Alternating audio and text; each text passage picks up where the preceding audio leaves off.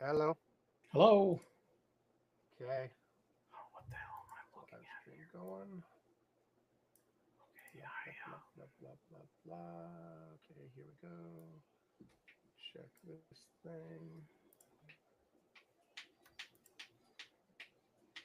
Turn the volume down some. I can hear that really well. can you hear me? I can hear you. I was telling Alex to turn down Hello. his stuff. Uh, You can't hear Oh, me? okay. Can you hear me? I can hear you Excellent. And very well. that's beautiful. That's I amazing. don't know about that. Let's not go crazy here. You know, we were talking last week about our our inevitable Grammys. So,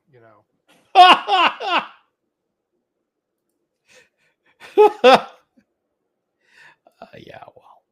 I'm just waiting for the live stream announcement thing to go out. Hold on. The live stream is going, but the thingy What hasn't am I doing? chopped yet. Will that work?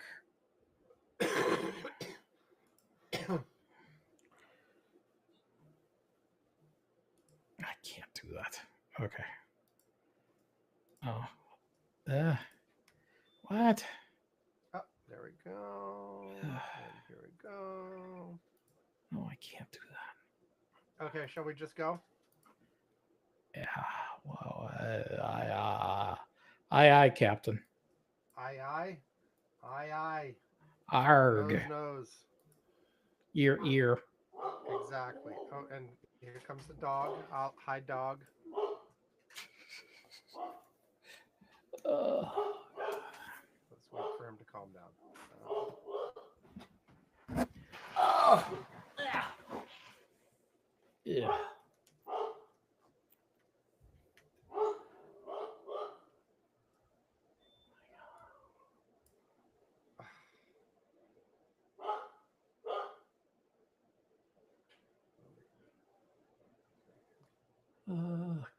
Create. Upload video. Select files. Okay. Well, one thing is that last night we couldn't have done it regardless, even if I had wanted to. The internet went out like about 10 minutes before we were about to start recording, did not come back until almost midnight. Oh, beautiful. Were So were were you also still in Puerto Rico last night, or did you? no, I came back, but the internet just up and died Oh, beautiful. last night. Okay. So it wouldn't, even if I would have said, yeah, let's, no, I'm okay. No, I was like, internet died. Nothing we could have done. Could have The done it cell signal just here fine. kind of shitty. Oh, sorry. Cell signal here is kind of shitty. It Okay. would have been, Bad. yeah. It Okay. was, Here. I'm hitting the button.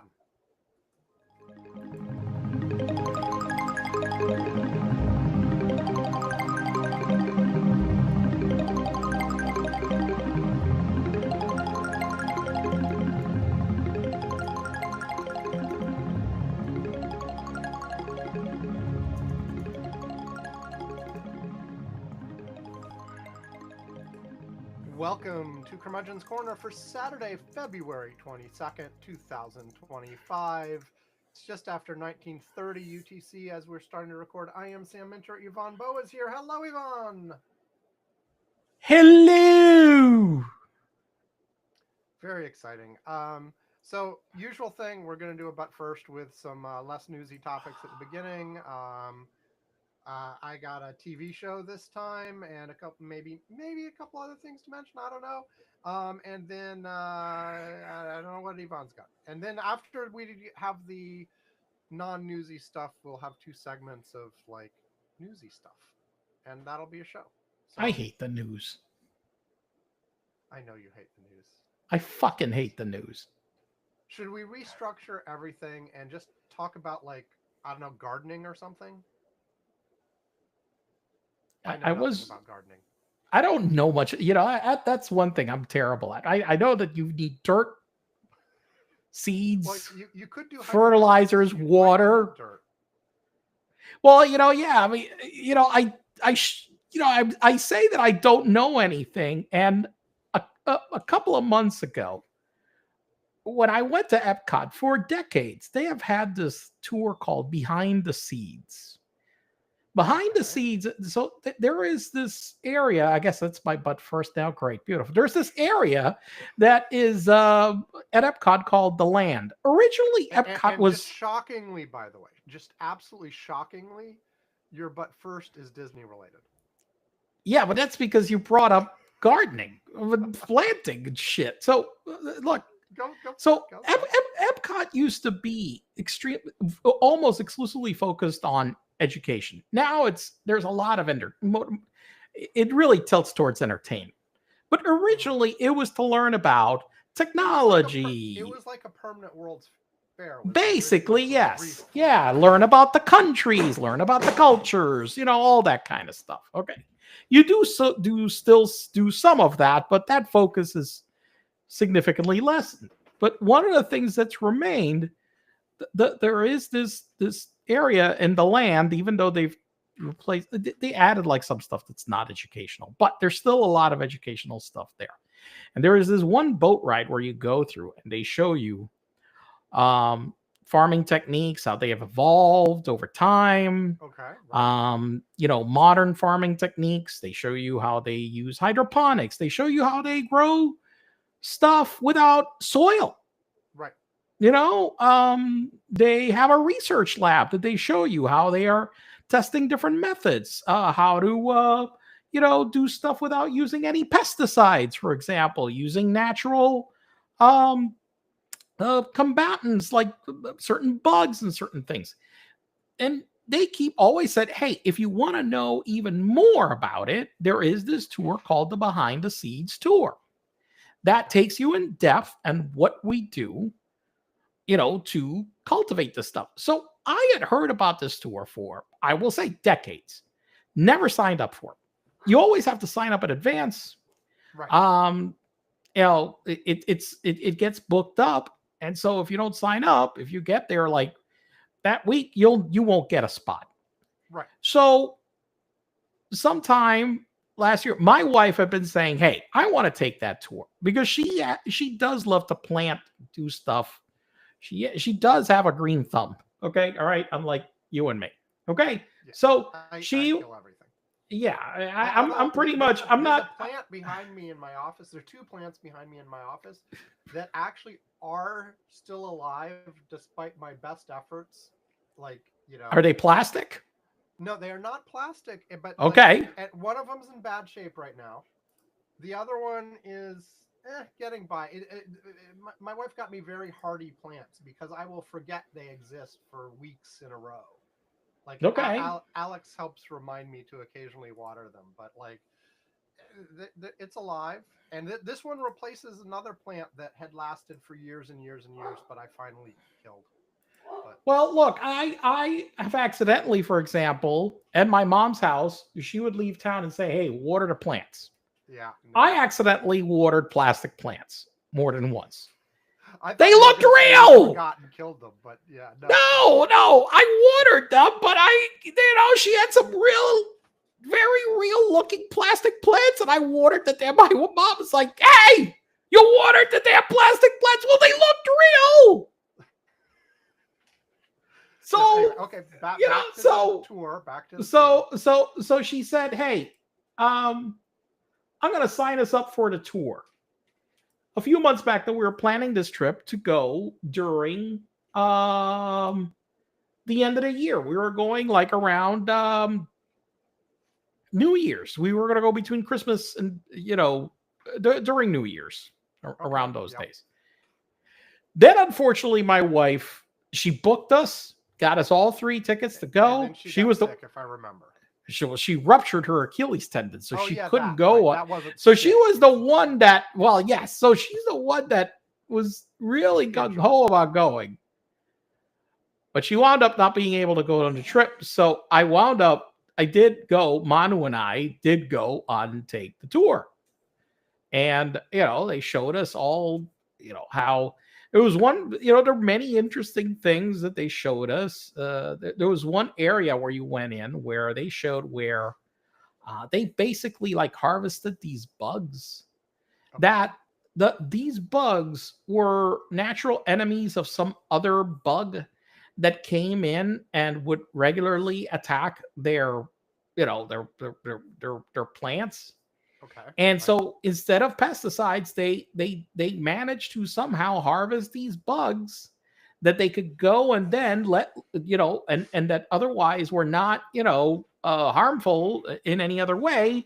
And they would go in and they would let them out in there, and they would naturally take care of these other bugs that were spoiling the stuff that they were growing. So that was like interesting. They also showed you what I said about dirt. Look, they had this entire system where they showed basically, yeah, you don't really need dirt at Right. all. We could feed the water and the nutrients in like minute doses. Um, we control the air, we control the light, everything. We could in here, we could grow whatever the hell we need, and the way that we do it consumes like so much fewer resources than traditional farming in any way. So yeah, so they did walk us through that the entire tour, showed us their fish. They have fish farms too. They showed us those. But yeah, so I did learn something. I'm not an expert in any way, shape, or form. But enough so that we could pivot the whole show to that topic, right? Yes, we'll do 2 hours of hydroponic planting methods. You know what the other thing is? My wife during the pandemic, and this was like a very popular thing at Best Buy. They were selling this little kit where you bought these pods, and it Okay. had lighting, and it automatically like fed it water, whatever, for you to grow like indoor like vegetables. You could grow lettuce, tomatoes, this kind of stuff. Okay. Right. Okay. And she Yeah. got this kit and she was using it for a while. And as a matter, she was eating the lettuce. I kind of like refused to eat that lettuce. I must admit, it looked fine. I think I may have eaten it once or twice, but she would. We've got an apple tree in the front yard. Do you eat Every any of the year, apples? every year it produces apples. Do you My eat them? mother comes over and has taken some of the apples and eaten them and said they're absolutely fine apples. I am scared of the apples. Why? I'm like, apples are supposed to come from the grocery store, not some fucking plant in my yard. Oh, I have picked apples, and I have helped make fresh apple pies using those apples at some point. Well, I was at summer camp many decades I'm ago. sure these apples are fine. I have no idea what variety of apple they are, because obviously, like, But it's an apple. I mean, I wouldn't be worried about an apple. I was just,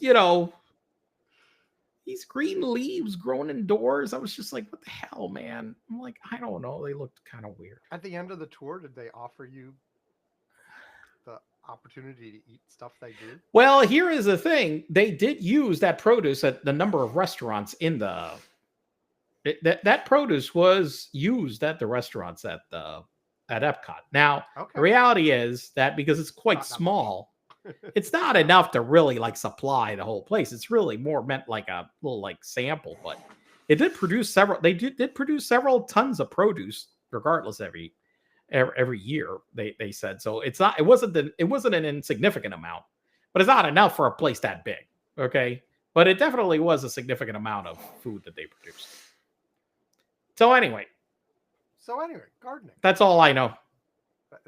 Amazing, and that's all I don't. Maybe next time that tree produces apples, I'll get brave and try one. I tried once an experiment, like did you have to do? I mean, you have like a science fair at your school. I think at various. I was not very into the science fair thing. I must admit, there were other people that were very, very like, and then could go to a national science fair and compete with. I was definitely like, I was into science, but I But not into definitely the was at, like, science a fair fair. thing experience. Yeah. Yeah, the Like, the only display and the times I ever thing. would have done something like that were when I was forced, and I don't really remember.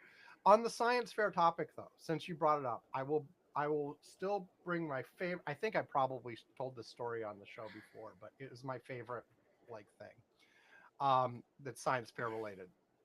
When my daughter was young, I think it was like sixth grade or something. It's like Yeah.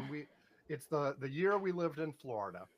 They had some science fair thing, and I forget the one she was doing. She was doing something like on like, I don't know. Actually, it was the year before Florida. No, I don't know. Right around that time frame. Whatever. Um, I think she was doing something on like how blankets work or something. I forget. But like the thing was, we went How to blankets work? How blankets yes. work? Well, because there's a common Well, I guess that there is, okay, yeah. there's a common misconception that blankets work because the blanket itself is warm. Oh, people think that? No, it, That it husbands your own, it right, like right. husbands your own heat. Yes, yes. There are people who like feel like the way a What blanket the hell? The blanket is hot? What? It's got batteries in it? The hell is wrong with you? well, there are electric blankets, but that's a Well, whole there different thing. are those. Yes, those do exist. Yeah, but if your blanket is not plugged into anything, the fucking blanket ain't making heat. Well, like the key was also like you can actually use blankets to keep things cold too. Correct. You know, Yes, that's true because because it will hold in whether it's heat or cold. Right, but the thing is that we generate heat. So right. you put on a Anyway, blanket, and yeah, geez. the point was not her project though. Okay, all We right. got to the science fair where we got to view everybody else's. And there was one project where somebody had something about like it was about bugs. Okay. Um,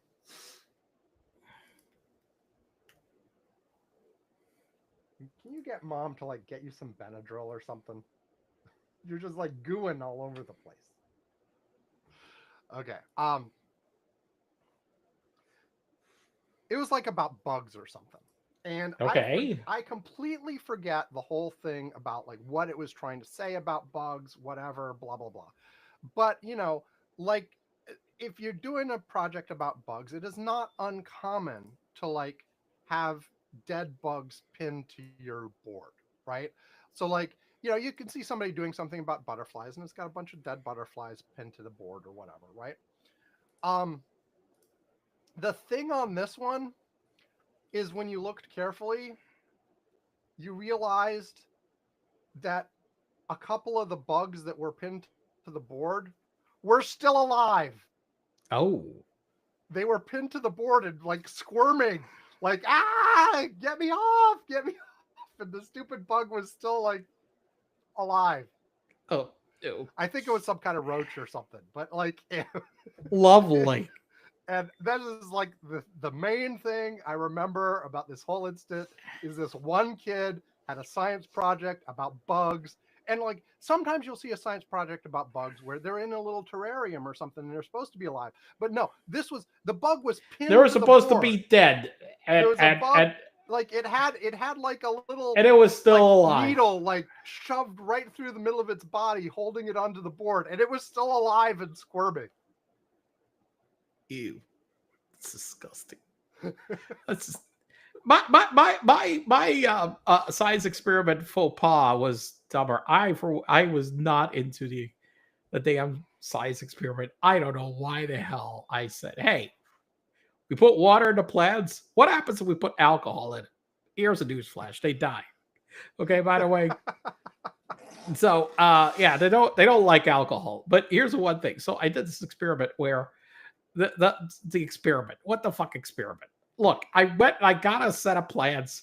I took a set amount of alcohol. I dumped it into them every day, and I took pictures of it every day over a number of days to see what the hell happened to show the results. Well, one problem. This is back in the day of film. Okay. So I'm taking these pictures, and I think I'm taking these pictures, right? And this stupid camera is counting that I'm taking pictures.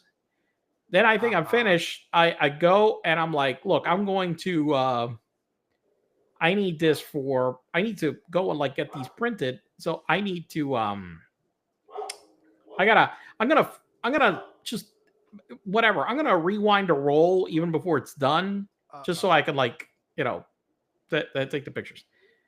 So I supposedly do that. I opened the camera. There was no film in the camera. I spent 10 days taking pictures with no film in the camera. The fucking camera was counting pictures. The counter is stupid. Yeah. That idiotic counter was counting. There was no film! So all of a sudden, I'm like, fuck! I just did this stupid experiment for this damn thing. I wrote up everything about the daily results and what changes and whatever and whatnot. And this damn thing now, I have no pictures. Now what? So I have to go somehow. I believe I somehow, based on my descriptions, I faked the goddamn results for the pictures.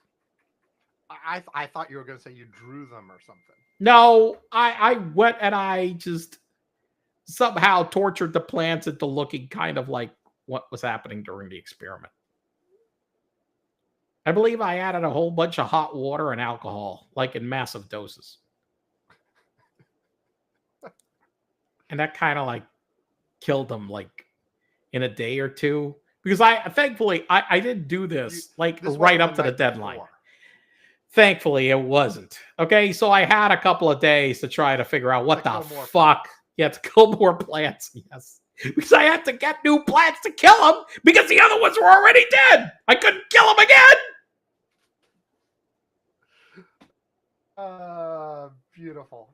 Okay. All right. My turn. Yeah. Okay.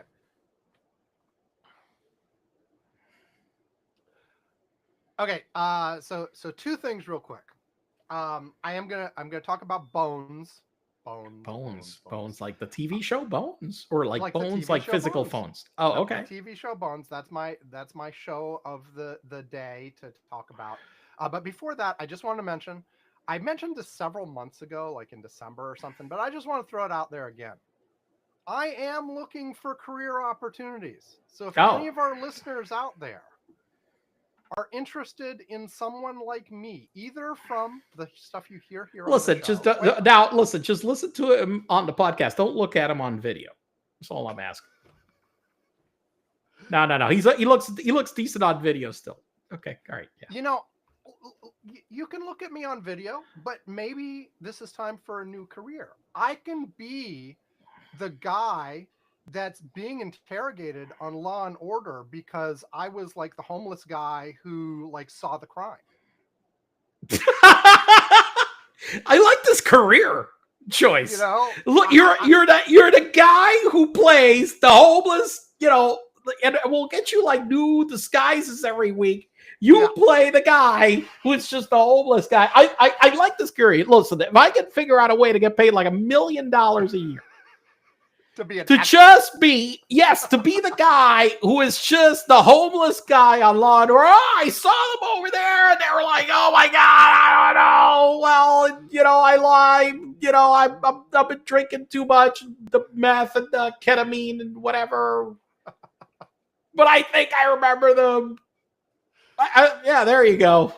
There, well, yeah. What I was gonna say is, if you have any like tips for me for either things like what you see here, like if you like, hey, if you want to hire somebody to yammer endlessly about current events, by all means, I'm up for the career change. Okay, like if or if you like what I've done with election graphs or wiki of the day or anything like that, hit me up. All the contact information's at the end of the show, or if you go to abulsme.com, abulsme.com/resume, R-E-S, how do you spell resume? R-E-S-U-S-M-E. This is showing how good I am and why you should. You're a genius. You're like resume? Just. Yeah. Anyway, go listen, there. Listen, he's a great writer. I will say this. I can attest to this. He's a very talented writer. So don't get his. Okay. Yes, you are. Don't confuse his spelling faux pas occasionally or once in a while. He can write very eloquently. Anyway, you can go there to see what I actually do for a living. It's sort of uh, product program management stuff. Officially, I've usually had a technical in front of that, but I actually hate the technical part of it. So I would be happy to like dump that. Yeah, I know Yvonne's like, you don't say that, but whatever. Um, Yeah, don't say that. You edit that out. Just stop saying what you cut that out. What are you doing? I I would be so much happier without that around my neck. But Well, anyway, whatever. You're just trying to get to retirement. Shut up. Okay, what are you doing? What the fuck's your problem?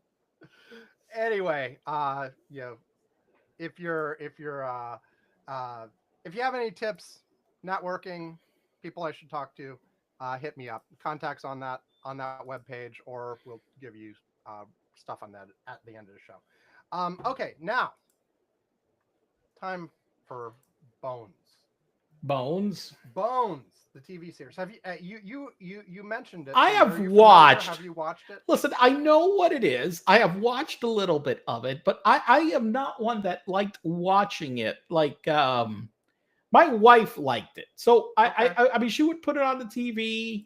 I sometimes would graze around her and just see some of it, so I know kind of like the actors and how the show works.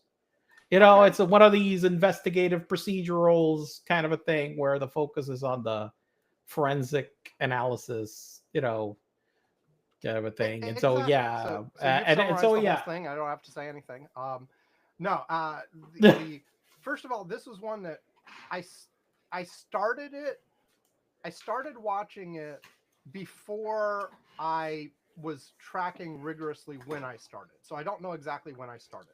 Okay. But I fit and I talk about TV shows only when I finish the entire TV show for the most part. Like I've made a couple of exceptions here and there, but anyway, I finished it in May 25th. I finished it. The thing has 12 seasons. It ran from 2005 to 2017. Mm. Um, How and many as you seasons have you watched again? well, I'm talking about it because I Okay. finished all 12 seasons. Oh, you did finish all 12 seasons. Yes, Wow. yes. Okay. Like this is like I finished the show, and that's why I am talking about it here. Um, so like you said, it's police procedural, blah blah blah. It's got like a forensic anthropologist, the main character Bones.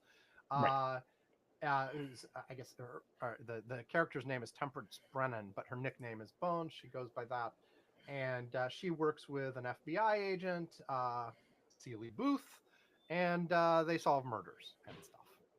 Like you said. And the focus, like you said, again, is on like they're trying to figure out who did it by analyzing the remains. So that's like Right. they're like Law and Order that we mentioned in passing, that you got the cops out on the street interviewing people and stuff, and you get some of that occasionally. Don't we But have the the sound? focus here is they figure it out because of the evidence in the bodies, Yeah. And anyway, I will say thumbs up. I enjoyed this show. I mean, like any show that runs 12 seasons, it's got its ups and downs, and you know and at a certain point you're like, okay, haven't we done everything we can do with this like set of characters? And they change a few things here and there, and sometimes they throw in something big, like usually it's like a mystery of the weeks kind of thing, but at some point they're like, okay, well, we gotta up the stakes here. Let's have a serial killer who's after the team or whatever, Right. or something else that throws additional drama in, or something bad happens to one of the main characters or whatever. Because you have to do something to shake these things up if they last this many years. And so Well, I mean, you don't have to. well, look, yes, I know. We were just, again, Law and Order, I 22 mean, seasons now. It took a break. It's back. But shaking it up. They basically, I mean, it's the same. I mean, almost the same exact formula. And by the way, one thing I did find, I did hear. I've heard this from more from YouTubers, but I've also heard this mentioned about these kind of TV shows that actually certain people, whenever they deviated significantly from the formula and they that's hard to tried to do believe. something, oh yeah, people get like really pissed off. Yeah.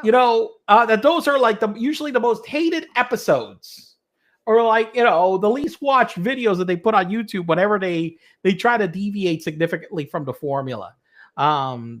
Yeah, I mean, it depends, and especially for TV shows, it depends. Like, sometimes when a show goes off and does a quote unquote like creative episode, that's like they jumped the shark. well, like a bunch of shows have done like musical episodes. Oh, There I've seen that. Those are all I always found those utterly bizarre. well, and the thing is, they're risky. Like some of those for some shows are well remembered as like, oh my god, that's a classic episode. People loved it so much. Others are like they tried to do something different and they just failed. There is look this podcast that I do like, Dad Levitard show, did do a Yeah. musical. Okay, and actually, that actually came out really good. And it's all related to they did a lot of songs about sports happenings, things and whatnot, etc. And I find myself every once in a while just listening to it because what they did actually came out really, really, really good. So, okay, So yeah, anyway, sometimes, but for the most part, I'm not big on musicals. Although I say that, and I've liked going to see a musical, but yeah, but I do realize that I'm picky about them. Okay, it's not like okay, I don't blanket hate musicals, but I will say that the majority of the ones that I've watched I haven't liked, but I've liked some. understood. So anyway, my point was, It's as not with about any musicals. show, no, my point was, as with We're any not going to show that talk about lasts, musicals for the next hour and a half. we're not going to talk about musicals. Like at certain points, as I'm back through the media world, and I'm going to do these media reviews again, there there are musicals on the list, and when we get to them, we can talk about that. Okay. But no, my point on Bones was like with any show that lasts this long, it has some ups and downs. But I will say I never lost interest. Like, a number of months ago, I was talking about finishing House of Cards and how like it really went downhill fast in the Oh my last few god. seasons. Yeah, it started it just crumbled Like, toward the end. it was good at the beginning, and then It no, crumbled. It yeah. just yeah. I That's I would one that Yeah, I would say Bones did not do that. I mean, I liked it all the way through, all 12 seasons. There are a few places where I'm like, yeah, maybe you're stretching a little bit, but yeah, for the most part, like I enjoyed it all. A thumbs up for Bones. I liked all 12 seasons, um, and 246 episodes total. Um, Apparently, there is a show that maybe I'll watch someday that is like one episode of this series, like from I forget which season, was a backdoor pilot for another series that's not the same characters. Like they had a guest star come in, and then the new series is based on that guest star. I might watch that somewhere called The Finder. Apparently, I guess it didn't last anywhere near the 12 apparently it years, didn't but last very long because yeah, but I don't. whatever. But Bones itself, thumbs up. I enjoyed it. It's fun. If you enjoy these kinds of procedural things with a bit of like the sciency stuff thrown in. Oh, and of course, like a lot of these days, there's a lot of it that's the personal interdynamics of the characters too. So it's not just here's the case, we're gonna solve the case. There's a lot of how do these characters interact with each other, and they do evolve somewhat over the course of the 12 years. So I mean, there's some core personality elements that are the same all the way through, of course. But like, people get together, people like break up, people like have kids, like because I mean, 12 years is a long time, So Well, but I don't know, but there. Well, and we can't do it like characters in that come and we can't go do it as like in well. the cartoons. Like Snoopy ran for like about 50 years, and none of the characters ever grew up. That is Peanuts, not Snoopy. Peanuts. Good point. Yes, peanuts. Yeah, good point. No, they Yeah, did but not like grow up, and neither they did did the not go. Simpsons. You know, the Neither of Simpsons the is Simpsons, right? yeah, but like that's harder to do when you have human actors. It is. I've seen some Try, shows that try. I've yeah, seen shows try. there have been some shows that you can see that they keep trying not to age the characters, Right. but that can only go on for a certain period of time. Yeah, and it works better with like people who Older, are already sort of, yeah, like you 30. know, Yeah, no, yeah, 30. exactly. But you know, if you're Like like you can sort of if you're like keep 10, characters. Yeah, if you can sort of keep characters from late 20s to late 40s and basically try to ignore their age in the stories. you know, there are like I think that there's been some shows where, you know, say they've had like a 10-year-old character and they start getting older, where they've kind of like all of a sudden just swapped them for some other Yes. kid that was like younger, you know, like nobody will notice. It's a different kid. Well, there was one show. Oh, I'm not going to remember who it was. But it's a famous instance of. Oh, I think it might have been Happy Days, actually. Okay. Wait. I'm missing here upstairs. Make sure I'm checking my references. Um. Okay. Yes. Um. Chuck Cunningham. Uh-huh. Um. Hold on.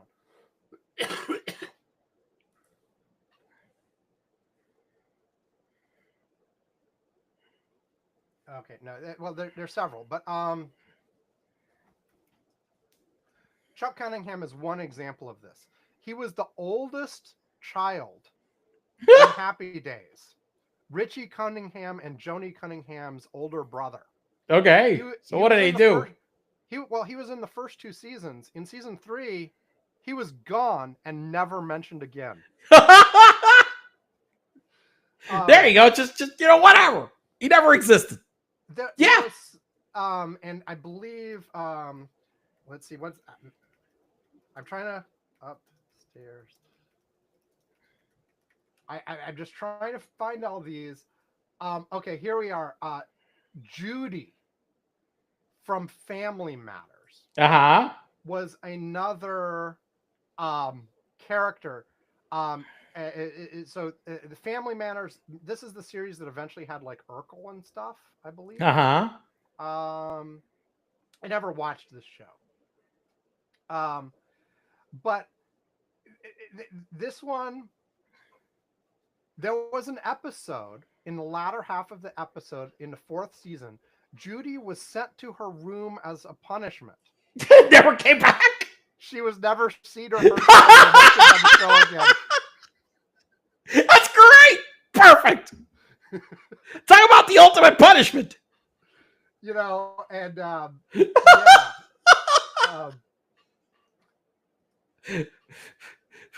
We just, you know, forget it. Yeah.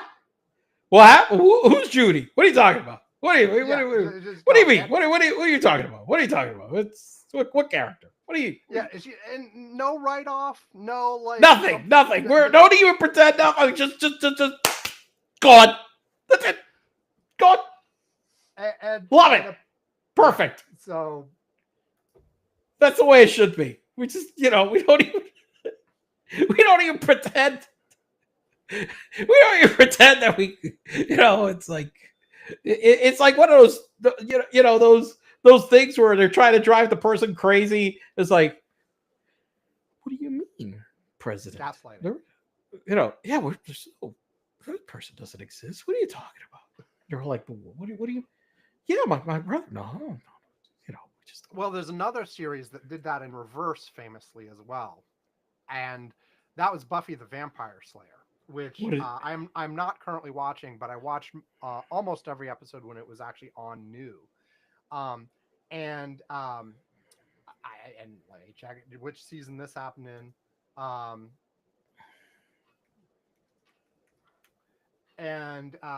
So in the fifth season of the show. Yeah. What did they do? What did they do? all of a sudden, the main character Buffy had a little sister. Just Had out of the never blue. existed, out of the blue. Now I got a sister. Teenage little sister. So it wasn't like a baby that was just born. Teenage little sister. We need to add a sister. We need to add a sister. We need to add a sister. You know, it's like, well, they did that. Well, speaking of Peanuts, they did that with Peanuts. All of a sudden, Snoopy had a brother, Spike. Well, there you go.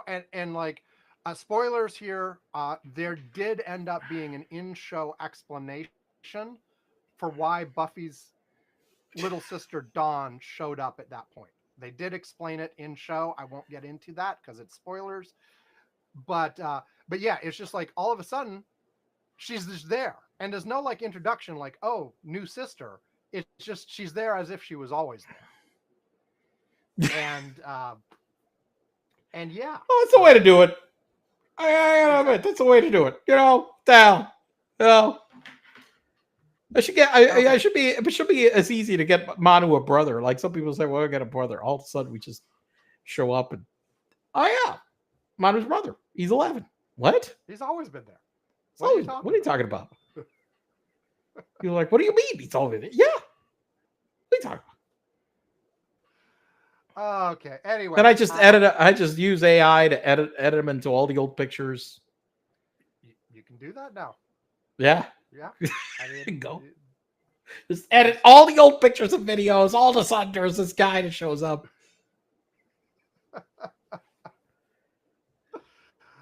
It could be Spike. It could be Spike. Yes. Snoopy's brother Spike, not the Spike. Snoopy's brother Buffy, Spike, the Vampire Slayer. Yeah, no, different Spike. Yeah. Different Spike. All right. Okay. I think we need to. Shall we finally take a break and like? Sure. I mean, you said you hated the news, so I figured no problem going. I fucking hate the damn news.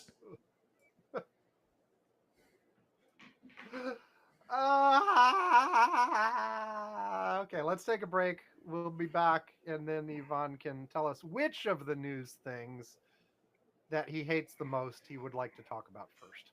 Back after this.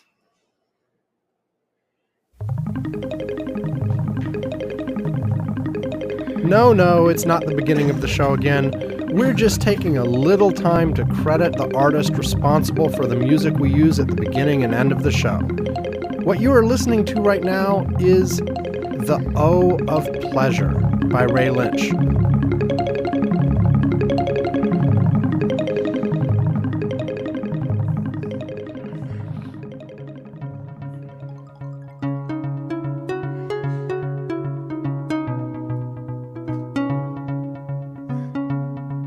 The music we close our show with is Celestial Soda Pop.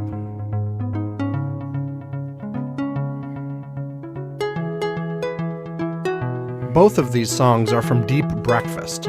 Now platinum, Deep Breakfast was the first independently released album ever to be certified gold by the RIAA. Ray Lynch's other albums are The Sky of Mind,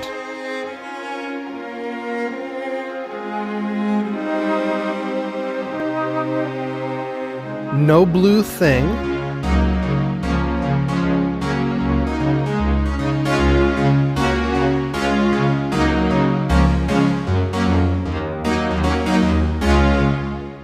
Nothing Above My Shoulders But the Evening,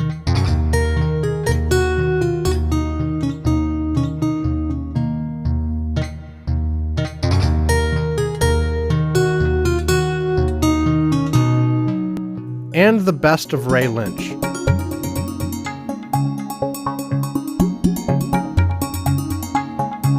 You can check out Ray Lynch or buy his music at raylynch.com, iTunes, Amazon, or anywhere you usually find music. You know, I was paying so much attention that it took me until the second half of that break before I realized that it was the Ray Lynch break and not one of the breaks for Alex's YouTube channel. Okay, then. I was like, this is still going on. Alex's breaks aren't usually this long. What's going on? Oh, it's Ray Lynch. It's not the Alex break. It was Ray Lynch. You know, I was looking at stuff on the other screens I have here while it was playing. I wasn't actually paying attention, obviously. You know, so Yeah. Um. Anyway, so Yvonne, of the various I'm double checking right exciting now just to news make things, sure one thing. yes, Okay, yeah, I want to make sure that we keep playing this. Ray Lynch is getting older. I wanted to make sure that he's still alive, as far as I can yeah, tell. Okay, I I check double I check checked. that periodically as well. Yes. Yeah, he is still alive. Okay, good. All right. Okay, just double checking. Yes, he's 81. But yeah, he's still very much with us. Right around the time we made this break was also when like his house burned down or something. Yes, But that's that was correct. years ago That was at a this long point. time ago. Yeah, yeah. But like, yeah, so he had but yeah, like he's I do check this periodically as well. Not to feel glum here or something, No, but it's just like that yeah. I mean, I don't want to like if just he all of a sudden ever play it. if If he he ever, we have to make a note of that. yes, exactly. If To he ever does pass away, and I preface that with if, because he may live forever, but then we should mention it when it happens. yes, we should. It should be should be noted. Yes, if that. Yes. Yeah. Okay. Okay. So topic you found. What newsy thing Fuck. are, are you most willing to actually talk about without like destroying your blood pressure? Oh, fuck. Looking at all of these. Fuck. Fucking. We could do more movies and TVs the whole damn show. We could go back to the gardening topic. Talk about the last meal you had. I'm thinking about We could this. discuss our miscellaneous health ailments for ourselves and our families. All kinds of fun stuff like that.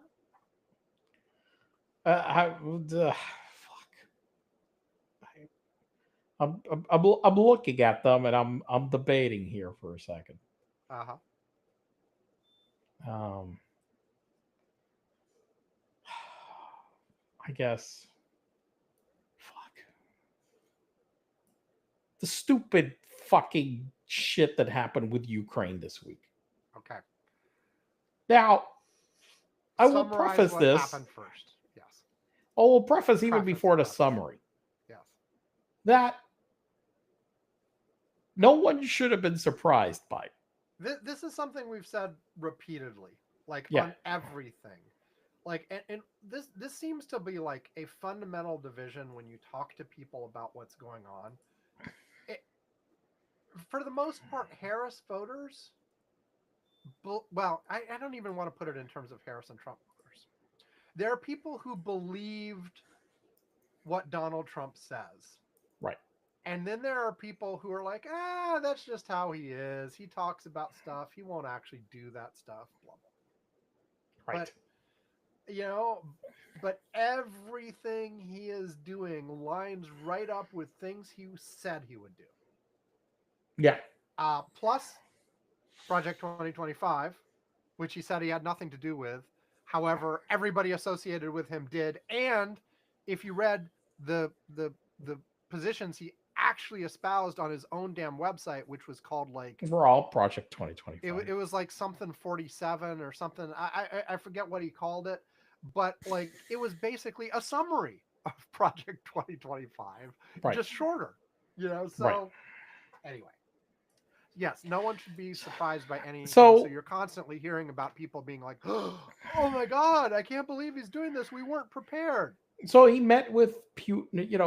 He talked with Putin. He didn't meet with him in person, Not right? yet. Not yet. No, but they talked, and basically, as we expected, he threw Ukraine completely under the bus, and I think, well, one thing that we do know, we've heard this before, so I guess this was a little bit surprising for him, for me to hear, but it shouldn't have been. Trump has this reputation that, especially of people that he like admires, that he will go into a meeting with them, they will tell him something, and he will come out of the meeting basically regurgitating that point. Okay. And so he goes to the meeting with Putin. Putin, not being an idiot like he is, went and basically was in the position, well, Ukraine started this war. Yeah. And so Trump came out and basically just said that. And he basically accused of, you know, Ukraine starting the war, and then Zelensky being a dictator. the Zelensky's a dictator, which that's also a talking point of the I'll Russians. mention specifically part of that talking point is Zelensky refuses to have elections. Zelensky has canceled elections. The Ukrainian constitution that was in place before the invasion actually explicitly says in a situation of war or War emergency, elections will be will be delayed. So right. that's not like a decision that Zelensky specifically made. I mean, I guess you could say he could say there's no emergency anymore, but there at There is least, no emergency. so it is the situation is mandated by their constitution. You can argue whether that's the right thing to do. I mean, the U.S. had elections throughout like all our wars, but they were even the Civil War, but like most of our wars haven't But been our on our own Constitution doesn't it? territory, Right. and our constitution has no provisions for that, For that. etc. Right. Um, so it does eventually become untenable. Eventually, you have to have elections again. Well, I But understood that the UK also had that. That they did suspend elections during during World World War War II, II. yeah. Um, Well, until they were although famously, like Churchill did get kicked out during World correct. War II. You're So, right. but anyway, continue. But it was more closely. But okay, so threw them under the bus, and then I guess the whole thing was demanding, like basically, hey, just give us all your. And then I think who was it that said that they never getting their land back? Was it Hagzeth? Yes, he he Yeah, he, he said, and I think we touched on this statement last week, but like he said, yeah, they're very unlikely to get their land back. NATO membership is not on the table. He said a couple other things along those lines that basically positioned the U.S. at the beginning of the negotiations already at the Russian position. and even for he went but during this the whole week he goes on this thing about making withdrawals from Europe of U.S. troops, Mm-hmm. reductions in U.S. military spending. I mean, basically, it's like a Putin wish list. Yeah, he explicitly made the statement about Europe should get out of the habit of assuming the U.S. is their primary defense mechanism. And But then at the same time, by the way, yeah, a lot of of this, by course, the way, a lot of forgetting these how we statements. got there. Okay, all right, but Yes, which he's but a lot of these statements, just to be clear, over the next few days, both Hegseth and Trump backed off a little bit from these statements, but they'd already said it. but they were all Putin talking points. Is the my Yes, point? He yes, came out and basically, it's like, look, if it's like Putin handed him, if anybody would have dreamed of being able to hand the president of the United States, Putin wanted to hand him talking points. He got his wish. It's basically, yes. here, read this, and he read it, and then troop withdrawals from Europe. Oh my God, defense cutbacks. But here's the crazy thing about the defense cutbacks. He wants like Europe to spend 5% of GDP on defense. Fuck, we're not spending anywhere Right. anywhere near that. Okay, and worse, I mean, he wants to go and cut it to below what he's demanding the Europeans to spend. Right. Let me mention a little bit more about you started to mention Trump's demand for a mineral deal. Yes, Um, the so rare earths. yeah, rare earths. Basically, and we even like a couple weeks ago we talked about how maybe this is okay. Like there's some sort of deal between in exchange for rare earths, Trump will actually put some troops in and provide more support. Blah blah blah. He's transactional, and maybe Zelensky's like, okay, deal. Well, what happened was the demand was 50% of all of those resources that the Ukraine has. And Trump made it clear this was not in exchange for anything going forward. The way Trump put it was, this is to pay us back for what Biden spent in Ukraine already. Yeah. And and gave nothing in exchange. Was basically just, we demand these resources. So Zelensky said no. And apparently that made Trump really upset. And along with some other things Zelensky said about Trump, basically Trump, had talks in Saudi Arabia with Russia, not in person, but his people, about the situation without even telling the Ukrainians it was going to happen in advance, let alone including them. And Zelensky made some statements about how that was unacceptable and no deal negotiated without Ukraine would ever be accepted by the Ukrainian people. Ukraine has to be involved, blah, blah, blah. And this made Trump very mad. The latest I've seen reporting on just in the last 24 hours is that the we the I don't know if it's Trump or Musk or some combination thereof, but they are saying that they are going to cut off all Ukraine access to Starlink if they don't give them all those mineral rights. And Starlink is, of course, right now a key portion of how the Ukrainian military communicates on the battlefield. So we're basically blackmailing them now at this point to get those mineral rights in exchange for nothing. Um, so all of this, the bottom line on all of this is,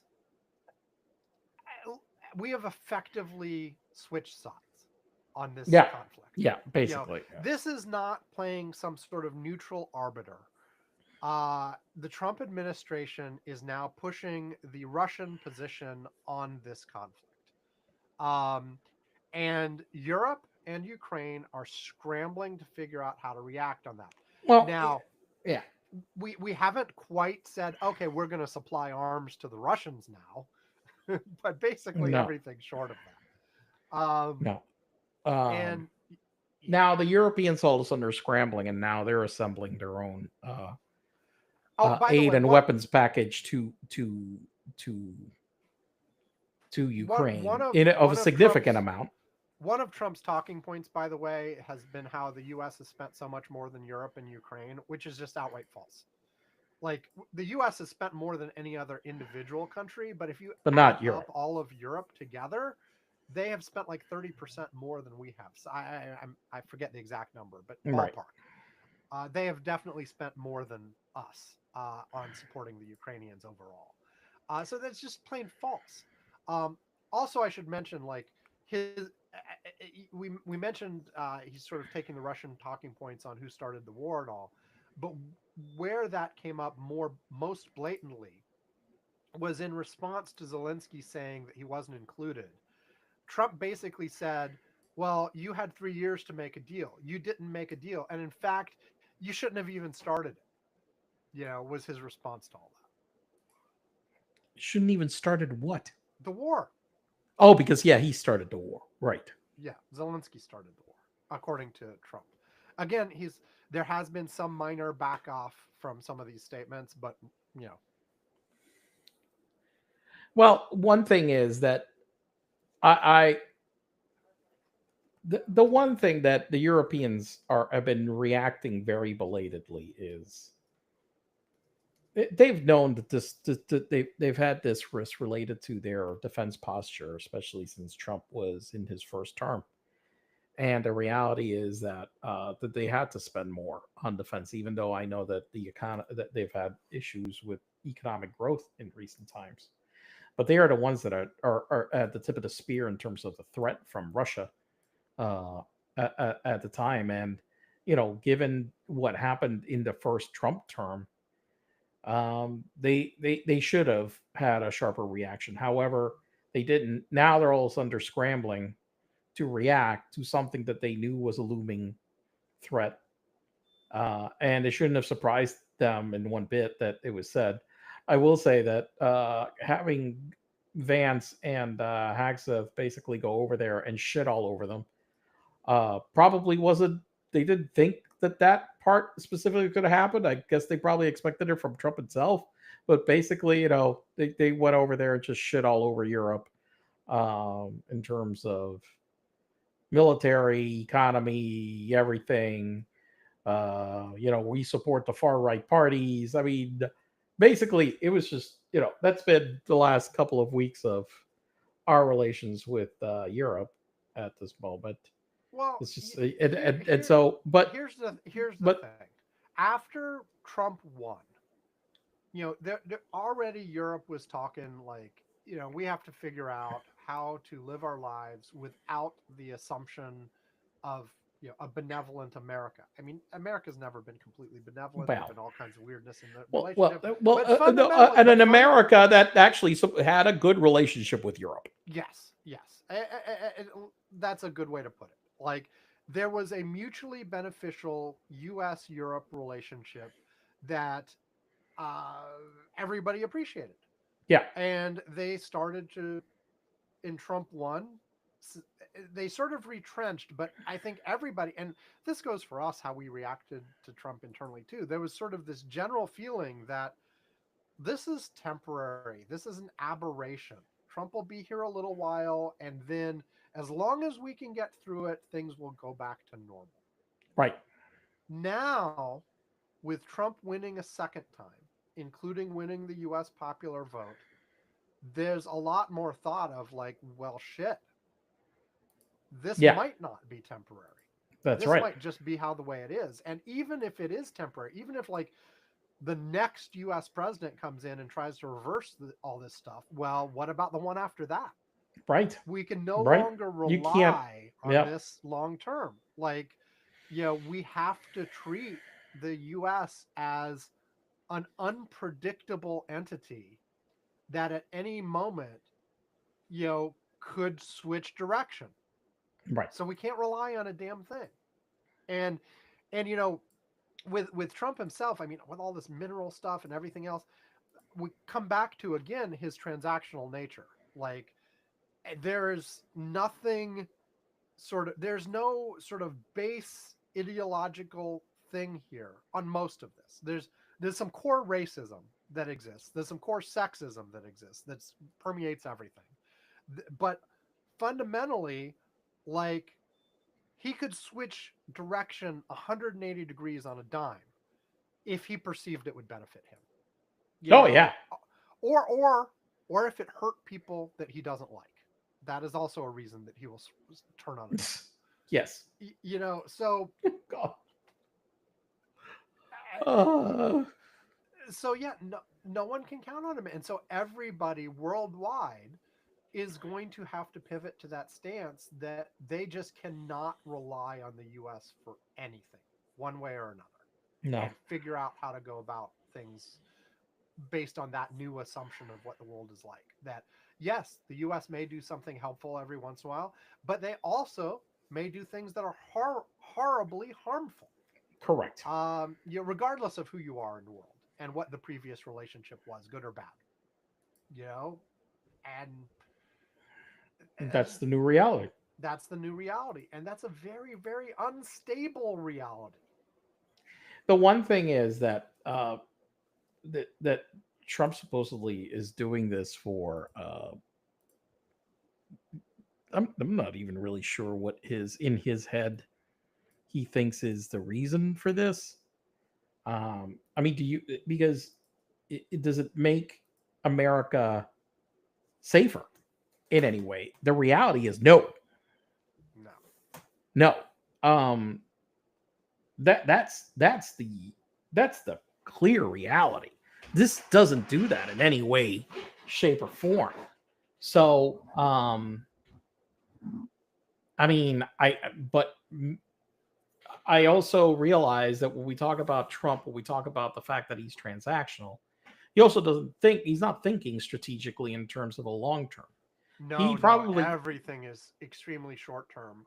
so he's I thinking that he can get a very short term benefit for whatever the hell reason right now, regardless of what situation he creates in the future that is inherently far more dangerous to the world in general, including the United States, because he this does will not. embolden other countries. In short term versus long term, and this is a problem not just with Trump, but lots of things in the world right now. But like in terms of short term, long term, he couldn't give a flying fuck what happens 5 years from now, as long as there's a bet to be had in the next few weeks.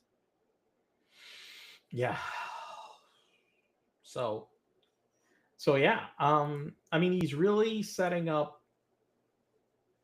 Um, he's setting up America in a long term in a far more precarious situation.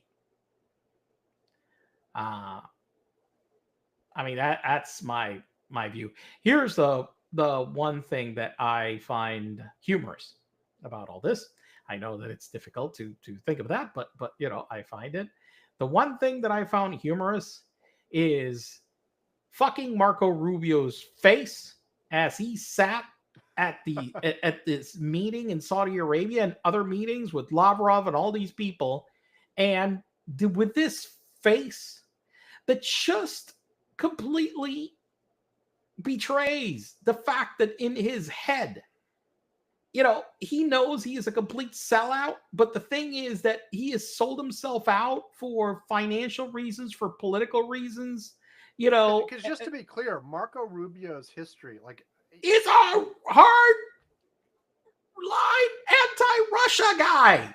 right? And he is sitting there doing this shit, and his face betrays the fact that he is just right now a lackey that is doing what his boss wants, that he despises, but because he is just a lackey, he's sitting there looking, absolutely stone-faced and being, yep. There was another Trump appointee. I forget in what role. He was a spokesman for something or other, but he used to be a congressman. I forget which person it was or which name. But some reporter asked him, showed him a clip of him as a congressman taking hardline anti-Russian positions, right, and pro-Ukraine positions. Uh-huh. And basically, he was asked, how do you how do you reconcile these? How do you reconcile this? Have you changed your mind? Do you now agree with President Trump's position on this? And he's like, well, obviously, at this point, I, agree with the president. And it was clear it was one of these, he probably doesn't, but his job is now to push the administration line, just like Rubio's is. And on the one hand, that's what you expect, right? You on any administration, you expect if there are internal disagreements, they are kept internal, and publicly all the people, give the administration line. But at the same time, these are such fundamental reversals. I mean, this isn't like, hey, we're going to use, instead of vanilla, we're going to use vanilla with chocolate chip. No, we're not even using ice cream. We're going to give you lava. Well, and hot molten lava. You're like, do you like the hot molten lava? These are the level of disagreements where you would expect that if you had that level of disagreement in an area, you would resign. Yes. You would. This is the kind of disagreements. Taking the job in the first place. Or not taking the job. Right. What are the other? These are disagreements that are at the core part of what your job responsibilities are. They're not even peripheral. Right. They're like, if it's not like, we're at the margins. The other day I was having this disagreement about a strategy related to something at a customer. The one thing that in my head I remembered it is that, look, the end goal is the same. There's different approaches to doing this. No, there is no one right approach to closing a deal. Okay, and so it's okay. As we're trying to do whatever, but but in this case, it's not an approach thing. The position is completely anathema to everything that you did before. It's not sweetening. It's not changing it. It's not sprinkling stuff on it. It's just, You just, you are basically saying that you are you are sitting there as Marco Rubio and saying, "Hey, we're lackeys of Putin," and he's like sitting there stone faced. Yeah, I am. It's pathetic. Yes. There was one senator this week, Republican, that started railing against them. On I think the it was specific Tillis. issue of Ukraine, right? Yeah, and Putin. Yeah, he went on the floor and just went completely, and it started just ripping everything apart that they had said this week. Most have remained absolute. It's like the question that it's like the evasive answer you said, whatever the guy's spokesman or his congressman gave, like whatever. Well, do you support this now? And, yeah, I support the president. And one of these non-specific answers that just gets me out of having to answer more questions about this. But look, it's a new and different reality. Maybe it's for the better in some ways. Look, I'll say this, that Europe for the last number of years has been a little bit rudderless. Okay. And maybe this galvanizes them into finally coming together and taking some serious actions that actually grows the influence that the EU should have on a global stage. Yeah. Because for the size of their economy and the size of what they bring to the table, which is really way bigger than Russia, like 10 times Russia, okay? And if still not bigger, about the size of China as well, and an individual, GDP far exceeds it. Maybe this finally is a galvanizing moment that they needed to finally get their fucking ass, off just being wishy-washy about doing certain things and taking leadership in certain things. Yeah. A couple other things real quick before we wrap up the segment, because I'm going to go in a completely different direction for the next segment. First of all, you mentioned like the one senator who's saying something different. There have been a number of reports in the last few weeks, and more domestically, about Republican congresspeople going to their home districts and having town halls. In very, very red districts, by the way. We're talking like districts where the Republican won by 60 fucking percent. Yep. Like huge red districts where they are getting a really harsh reception at the town halls with people going basically, what the hell is Trump doing? And are you going to do anything about it? Mostly seeming related to unhappiness with some of the Dodge stuff, with Elon going through and slicing things off randomly that are actually helping their constituents in red states. But just in general. Now, who knows? Like, and we've got the budget stuff coming up, by the way, where right now the proposal that Trump has endorsed so far is the one that's going through the House. There's a different one that's more narrow going through the Senate, where even though Trump has said things like we're not going to touch Medicare and Medicaid, the current proposal on the table in the House very much does touch those things, because frankly, like if you're going to make a big dent, you have to. But look, all these budget proposals are complete.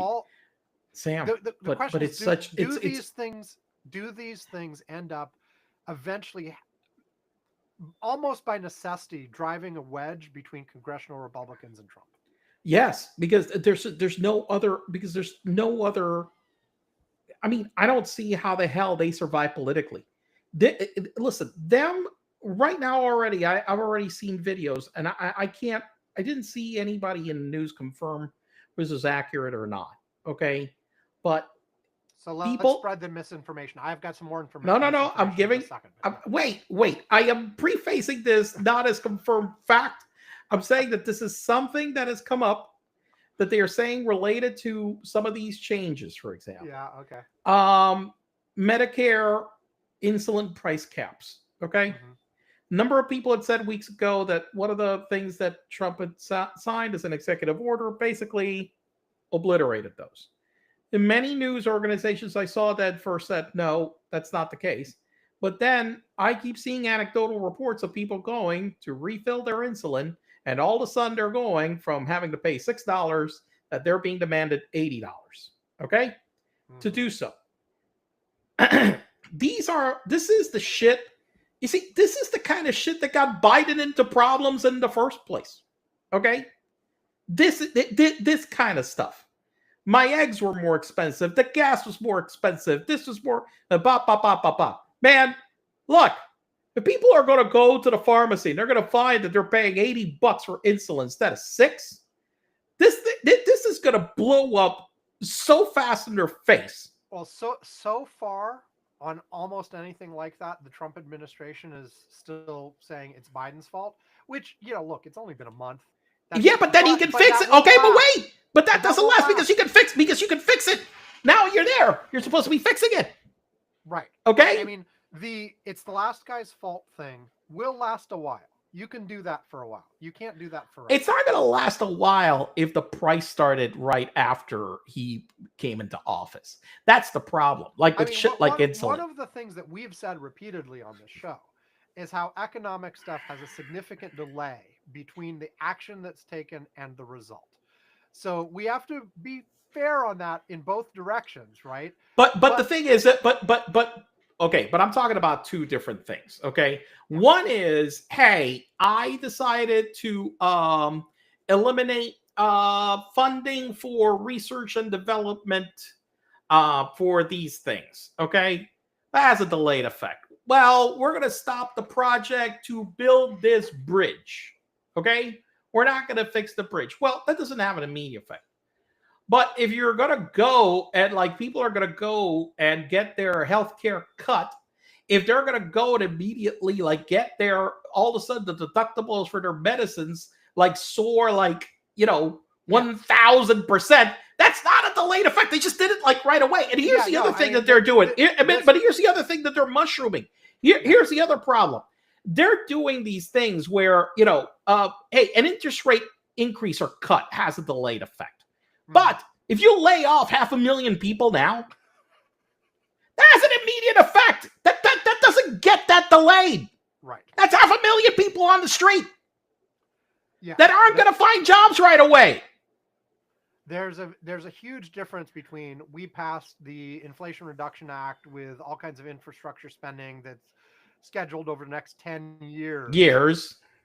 Or the introduction of the ACA, which also phased in over 10 years. So I think it was 10 years. I think it was. It is close anyway. It was a long time. It was a long time.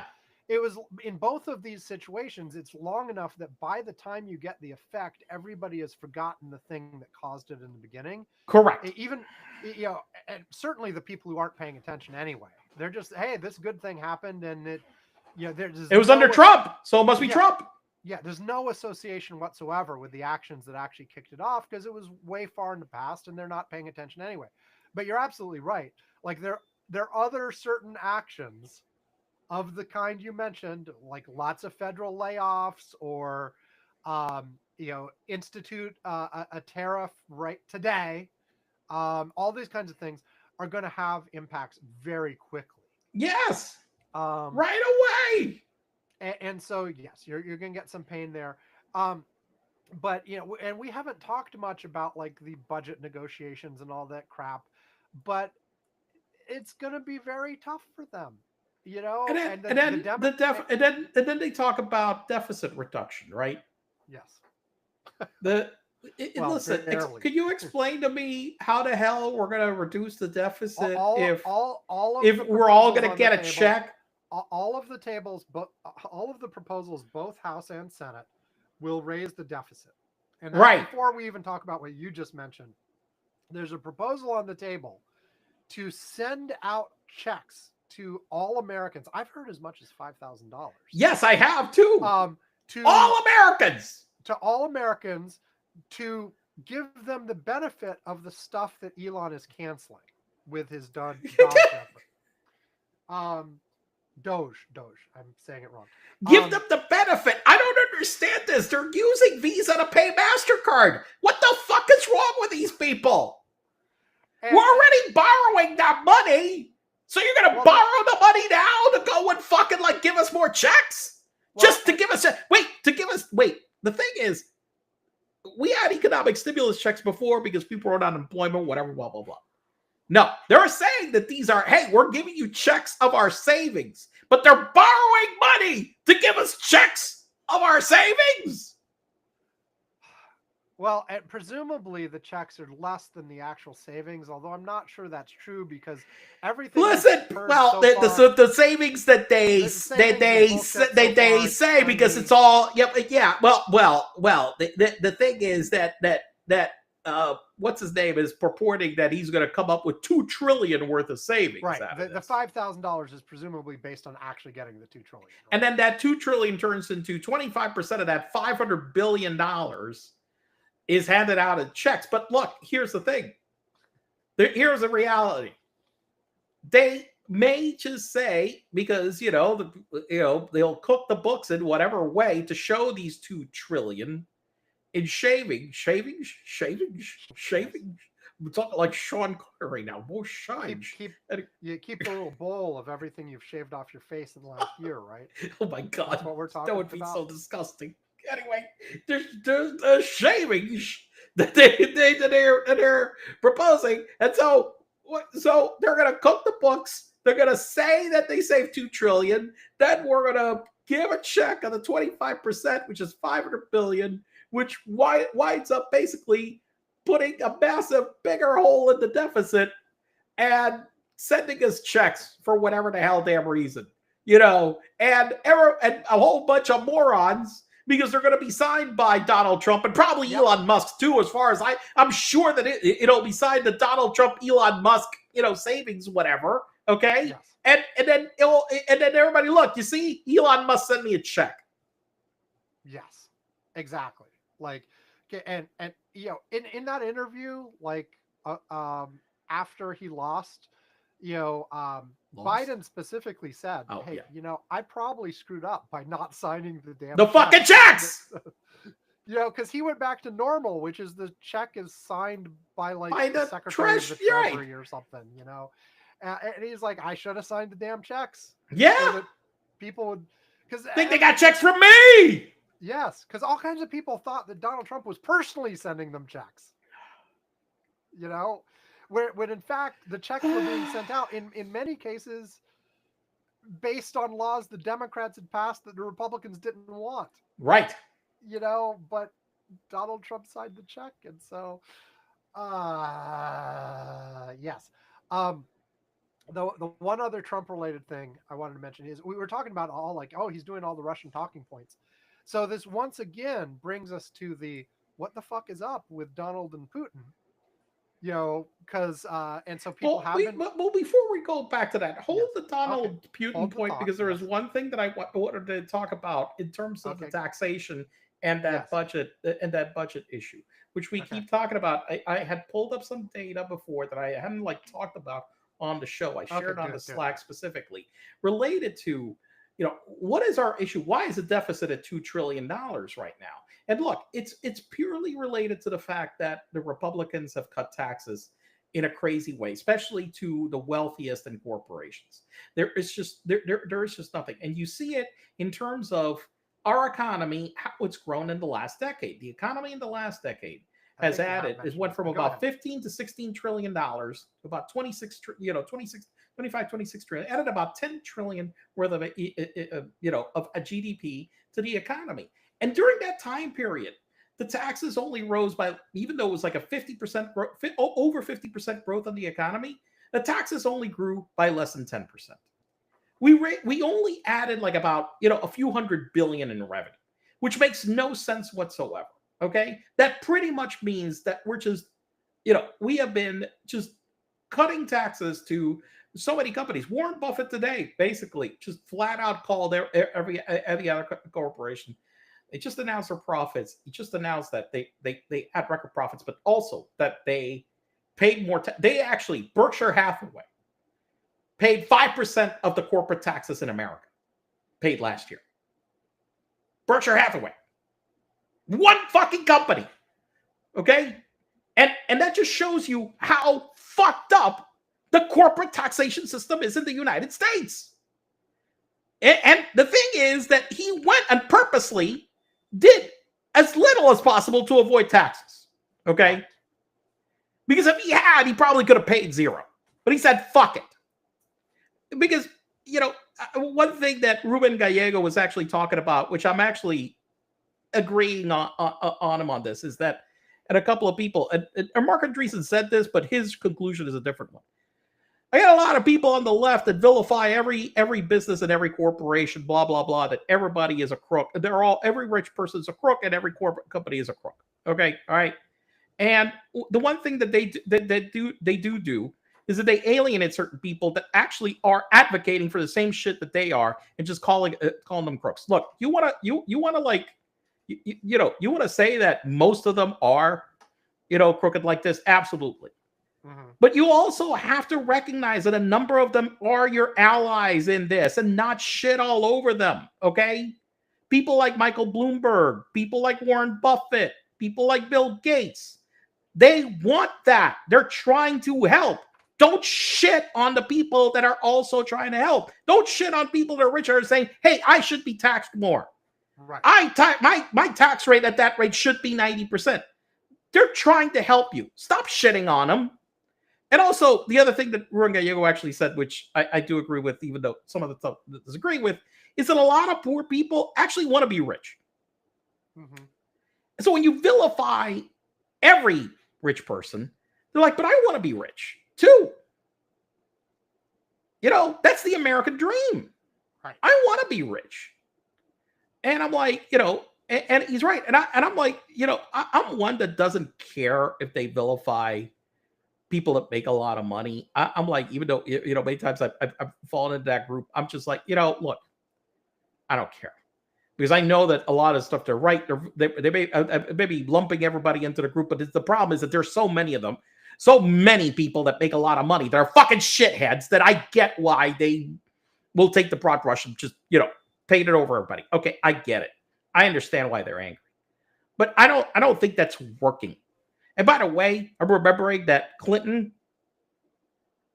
that was a big change that they did from campaigning in the 80s towards a campaign in the 90s at work at Clinton, is that he had stopped doing that to a certain extent. And so we need to gain allies across the spectrum everywhere. And we can't just be in a situation where we're at right now, taking people that because they fit into certain economic group or something or whatever, just shitting on them right now. Well, when they're actively trying to help. This goes more to the general democratic issue with purity tests, with it happens in the Republicans, so it's not that good. This is a political purity testing that's going on lately. Specifically, the notion that hey, if you disagree with us on anything, then fuck you. Yeah, you're out. Fuck you, you're out. There's not the real, okay, we agree on 70%. We can fight about that 30%, but let's move forward together on the 70, And it's hard right now. And look, there's certainly a lot of people who are after the consensus. I don't want to say that, but there are key elements of people, and the typical example we've used over and over again the last couple months is the people who refuse to vote for Harris because of Gaza. Right. This does not help. You got to look at the full picture. And yes, I understand you think the position is bad on policy X, but you got to look at everything, and you have to look at what the policy of the opposition is. Right.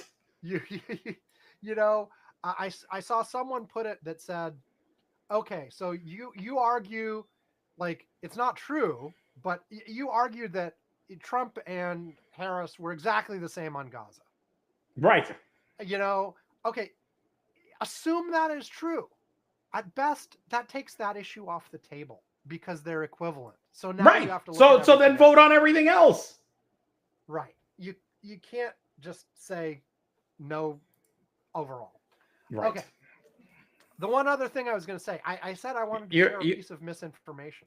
you were going to talk about the Russia Putin Trump Yes, yes. thing. Yes. Like, because once again, people are like, what's going on with Trump? And he's so like subservient to Russia, blah, blah, blah, blah, blah. And of course, we don't have to regurgitate the whole thing, but we had a Mueller report that, despite the spin that was put on it, showed a lot of improper connections between Trump and Russia in the campaign season. We had a bipartisan Senate report that also talked about all kinds of improper Russia stuff during the 2016 election cycle, et cetera, et cetera, et cetera. However, all that stuff aside, there is a new report yesterday in the Daily Mirror coming out of the UK. Now, by the way, I believe, correct me if I'm wrong, Yvonne, the Mirror is tabloid trash, isn't it? Like, they're not I thought known the Mirror for was like, owned by the Murdochs. check that. Like, is it owned by the that would be interesting. Anyway, but my understanding is the Mirror is not known for due diligence in journalism. Okay. Am I wrong?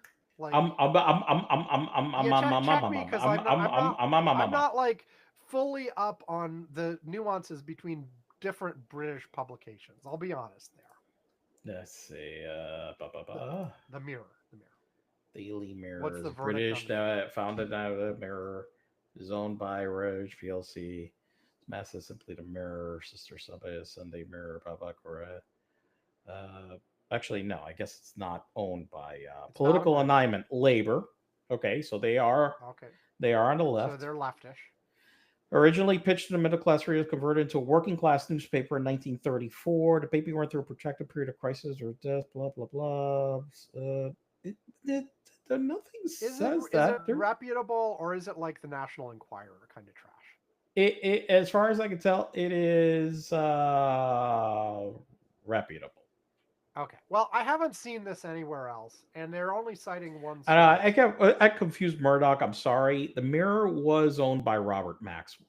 That's why I Okay. yeah.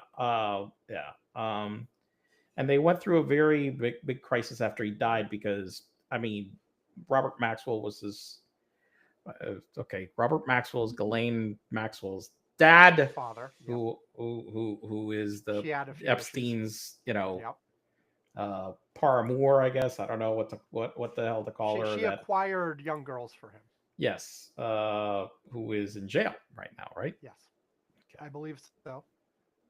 So yeah, but as far as I can tell, it's a regular paper. There's yeah, it's Okay, just so they and I am prefacing this by saying I've seen this nowhere else, and it's misinformation, and it's not backed up by anything other than a single person's accusation anyway. So take that with what you will. It is probably misinformation, and it's of the same level of quality as you probably had in what the was that insulin stupid price thing. report? What was the stupid report called? The one with the that first brought up the P tape and everything. Oh, It's been the so long. dossier, the The steel Steele dossier. dossier, right? Which I think that consensus in the end was there's some aspects of truth sprinkled throughout it, but also lots of clearly false stuff, and that it probably was done specifically as Russian misinformation about Trump and Russia to weaken Trump in office. Seems to be what was actually happening there. But anyway, their headline from yesterday, from February 21st. Donald Trump was recruited by KGB with codename Krasnov, claims ex-Soviet spy. Former chairman of Kazakhstan's National Security Committee, Alnur Musayev, claims the Soviet KGB recruited Donald Trump before the collapse of the USSR, assigning him the alias Krasnov. And it goes on a little bit more with basically this guy who apparently was related to KGB, at various points in Kazakhstan and in Moscow. He did counterintelligence, blah, blah, blah. So he's saying this. He was, let's see, he made another allegation in a social media post today, or I guess yesterday or the day before, sometime this week. The personal file of Resident Krasnov has been removed from the FSB. It is being privately managed by one of Putin's close associates. Um, anyway, I don't know, but this is obviously one source, no confirmation. But there is one thing that we can say well, about this. here's the thing. Here's the thing. Just like the Steele dossier, I could easily see this being Russian propaganda in and of itself. Whether or correct. not Donald is actually has some sort of relationship, it's in Russia's interests to spread the notion that maybe he is. Now here's the one thing. This is what makes sense. One of the things that I did hear that in the recent call with Putin, that a lot of the stuff that was being dangled in front of Trump was dollars. Yeah. Basically, oh, you guys are going to make so much money because if you get rid of the sanctions, go back into Russia, and then you'll make a killing. And right. I mean, look, he has been looking at so many deals with like name and buildings and real estate and things like right now that whatever. I mean, that obviously all he sees are dollar signs in front of him, which incent him to do all of this stuff. And then you plant the story where you get him to follow your talking points to the rim. You dangle a ton of money in front of him. And then you dangle this other story that basically says, yeah, this is because we control him for like since the last 30, 40 years. It completely plays into, he's so easily manipulable and gullible that then we can also undermine him by doing this at the same time. This ties in completely. And we had reached this conclusion and talked about it on the show before the Mueller report was released, that the most likely explanation for everything is useful idiot. It is not Trump is a knowing paid Russian spy or anything like that. It is useful idiot. He is easily manipulated and easily. We'll send a Russian to buy his house in Palm Beach for $100 million. It was only worth $30 million. And also, by the way, just a natural alignment. He likes the authoritarian. He likes his dictators. He loves his dictators. There isn't a dictator he doesn't love. Exactly. Not just Putin, all of the rest. He loves his dictators. He thinks that the way Putin runs things is awesome. Yep. He aspires to be like that. That's what he's trying to do now in the U.S. Yeah, he wants to run the U.S. modeled exactly patterned after how Putin runs Russia. Yeah, and that guy in Hungary too, and a few others. But yes. But Orban, it's not it. No. It's Putin. Orban. Look, it's not. Listen, the Orban's economy is a lot smaller. He doesn't have the economic influence that Putin has, or reputation that Putin has. It's Putin. His idol is Putin. I think it all comes down to natural alignment of interests and useful idiot. And even if they did give him a code name and all of this kind of stuff, it's not like he was like he wasn't going for this manipulation. Right. It's that's what they coded the name for. Yeah. It's not. I think recruited implies something else that I still don't believe right now, despite everything. I don't believe that Trump is actually every day just explicitly being like, oh yeah, Putin's my boss and he pays me on a monthly basis a regular stipend to do what he wants. No, it's more complicated than that. But anyway, I just thought it was interesting, this article coming out now in the Mirror. Okay, let's take a break. And then one last thing, and I'm going to shift gears directly or completely. No politics, but instead a topic that Bruce requested that we talk about on the episode after, and we just haven't. So hemorrhoids. Bruce took over. It's hemorrhoids. No, not hemorrhoids. Oh, Okay, Not sorry. hemorrhoids. Okay, we'll talk about it after we get back. Here's another break. It's a wiki of the day. Enjoy. Do. Hello, this is Neural Joey. I'm here to let you know about Sam the Curmudgeon's other podcasts, the Wiki of the Day podcasts. Wiki of the Day comes in 3 varieties: popular, random, and featured.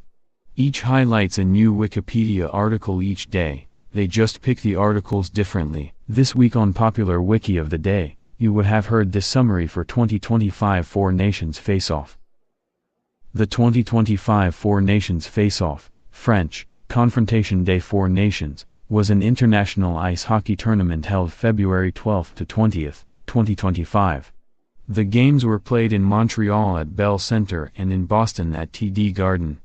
Hosted by the National Hockey League, NHL, and featuring only NHL players, the Four Nations Face-Off temporarily replaced the NHL's annual All-Star Game for 2025.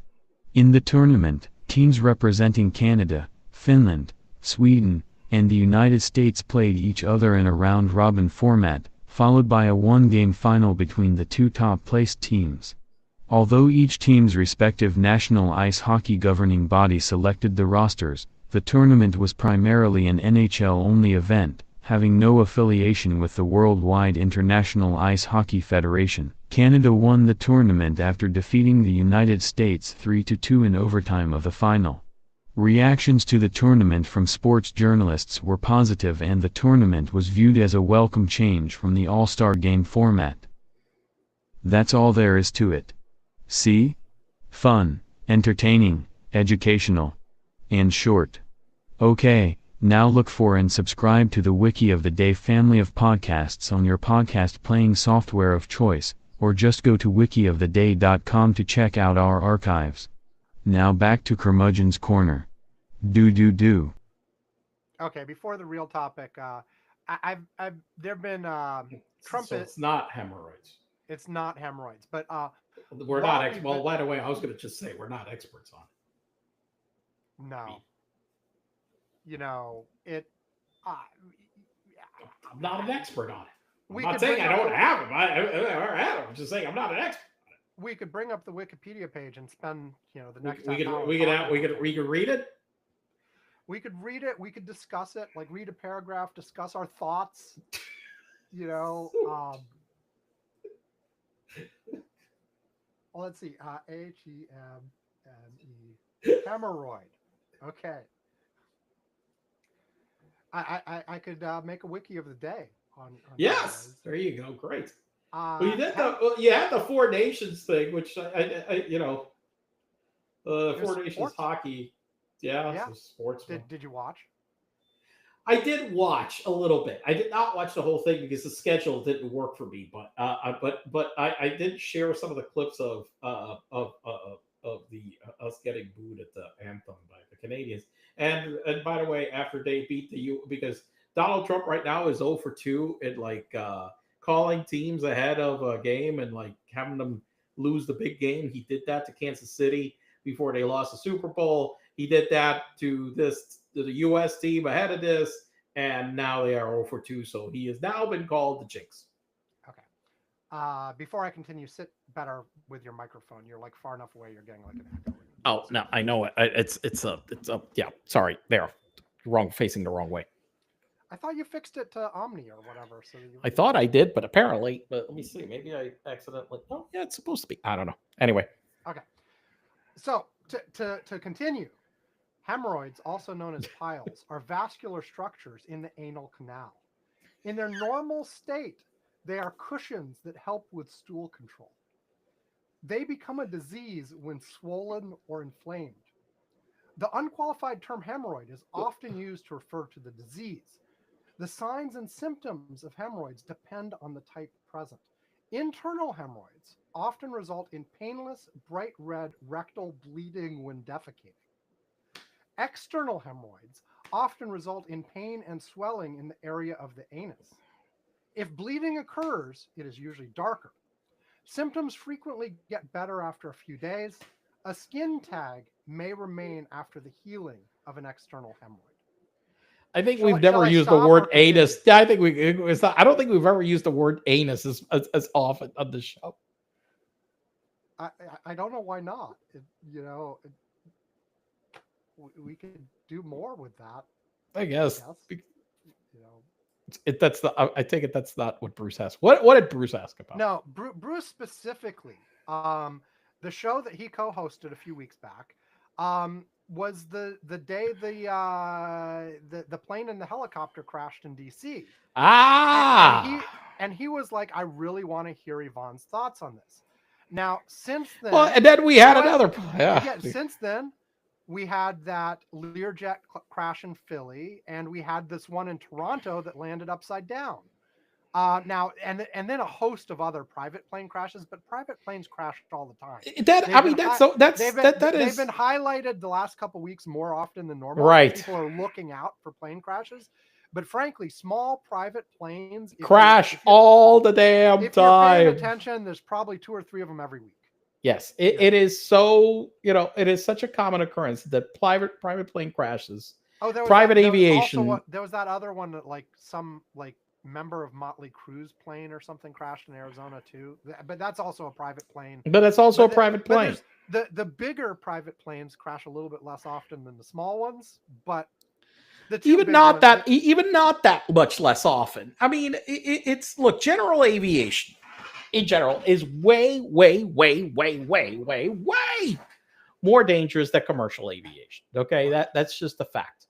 And yeah, I mean, I share occasionally some clips from this YouTuber that goes in detail and analyzes general aviation accidents on a regular basis. I'm using him because unfortunately I used to watch another guy from the Airplane Owners Pilots Association.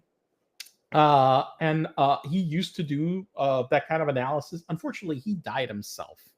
In a plane crash? In a plane crash, yes. On a general aviation plane crash himself. Yes, he was the guy that did all the safety videos for them for years, and he died in a couple of years ago. And so they have been doing some now at AOPA, but it's not the same guy that they had before. He wasn't as good. And there is this guy called One Brown, whose YouTube channel is called Blanco Lirio, who is a 777 pilot. He also was, if I remember correctly, he was a accident investigator in the military. Okay, when he was in the because he flew, when he flew in the military, and so he does a lot of this. So he covers a lot of these general aviation accidents. And so if you watch his channel, you just go to his YouTube, you will see how many he has covered over the last couple of years of these small general aviation accidents that happen just all the freaking time. But talking about the one in DC specifically, because I wasn't here. Do the 2 commercial ones. The DC yeah, because that's why I'm like, just the general aviation ones are just, forget it. Saying that there's not a lot, there's not more of them. It's noise. It doesn't really. The 2 commercial ones are 2 accidents that happen with very different factors involved. In DC. Let's do DC first. The issue in DC is that airspace is very, very crowded. There is a helicopter, basically an air route that actually goes right just under where the airspace that leads to runway 33 at National. Okay. And one of the things I have seen, it isn't uncommon for helicopter traffic to go around airports, to go fly either above it, because you fly high enough above, it doesn't matter if you're flying straight above the airport. I mean, doesn't really impact operations. Many times they will get clearance if they're going to cross at an altitude that may impact aviation. They'll get that. Now, in the case of the the one in DC, they have this air route where they basically specify that military aircraft, they can go through there as long as they stay under 200 feet. Problem is that it's very difficult, especially in the type of aircraft they were operating, and also with the equipment that they were using. You're talking the helicopter. Yes, the helicopter, because the helicopter is the one that needs to stay clear of the commercial aircraft. You're having a plane, it's coming in for a landing, international to the main runway. They asked them to circle to runway 33. That happens normally because it was a spacing issue. If they came in, they may have had to wind up doing a go around because the runway, I believe somebody was lining up to take off. They wanted to have them lined up so that way you could have that plane land and then the other one took off, and the traffic flow goes a lot faster. And it's very common for them to get requested to go around to that runway instead of landing on the one that they were set up for. They were just coming in for the landing. And look, the helicopter was flying through the airspace. They did not stay at the altitude that they were supposed to be at. It's pretty clear that they misidentified the air traffic, and a large part of that is like because they were told to look out for the plane visually, and they saw a wrong plane. They confirmed several times that they had the traffic in sight. We have the traffic in sight, but the problem was that they were doing this exercise using those damn night vision goggles in the city. And look, I don't understand why the hell they were specific training. It was training. Training on how to use the night vision goggles. They weren't doing a training on it. They were doing a check ride. Every once in a while, you have to do a ride to certify your proficiency. So this was one of those rides, okay, where they were doing that. But the reality is that those damn goggles have a lot. They have a lot of drawbacks. Okay, number one, you're wearing them in an environment like a city that is so lit up. There's so much light that it starts washing out everything. Okay, number one. Number two, peripheral vision with those damn things is very limited. It really severely restricts your peripheral vision. Okay. Number three, your depth perception gets fucked up with those things as well. So when you're looking at three airplanes that are up in the air and you're trying to pick which one it is, I'm 100% convinced that they were looking at this aircraft that was way further out. Well, it was the one that was like right there, but it was probably in a blind spot. This helicopter also has a lot of the windows aren't like these wide, expansive windows. They had a lot of blind spots in them, and also, right? Yeah, it was an older helicopter. It had a lot of blind spots, and on top of that, this wasn't like the latest fucking version of this helicopter. They didn't have ADS-B. They weren't using it. At the altitude they were in, under 500 feet, there were some TCAS warnings, but unfortunately, TCAS, which is Traffic Collision and Avoidance System, usually at over 1,000 feet, it will tell both aircraft, hey, turn left, turn right, go, climb, descend. And so it'll tell, and you follow the directions of the TCAS, because the TCAS will talk to each other, and they'll tell one plane to climb and the other one to descend. So that way they're not both going in the same way. Right. Under 1,000 feet, you can't. TCAS is disabled.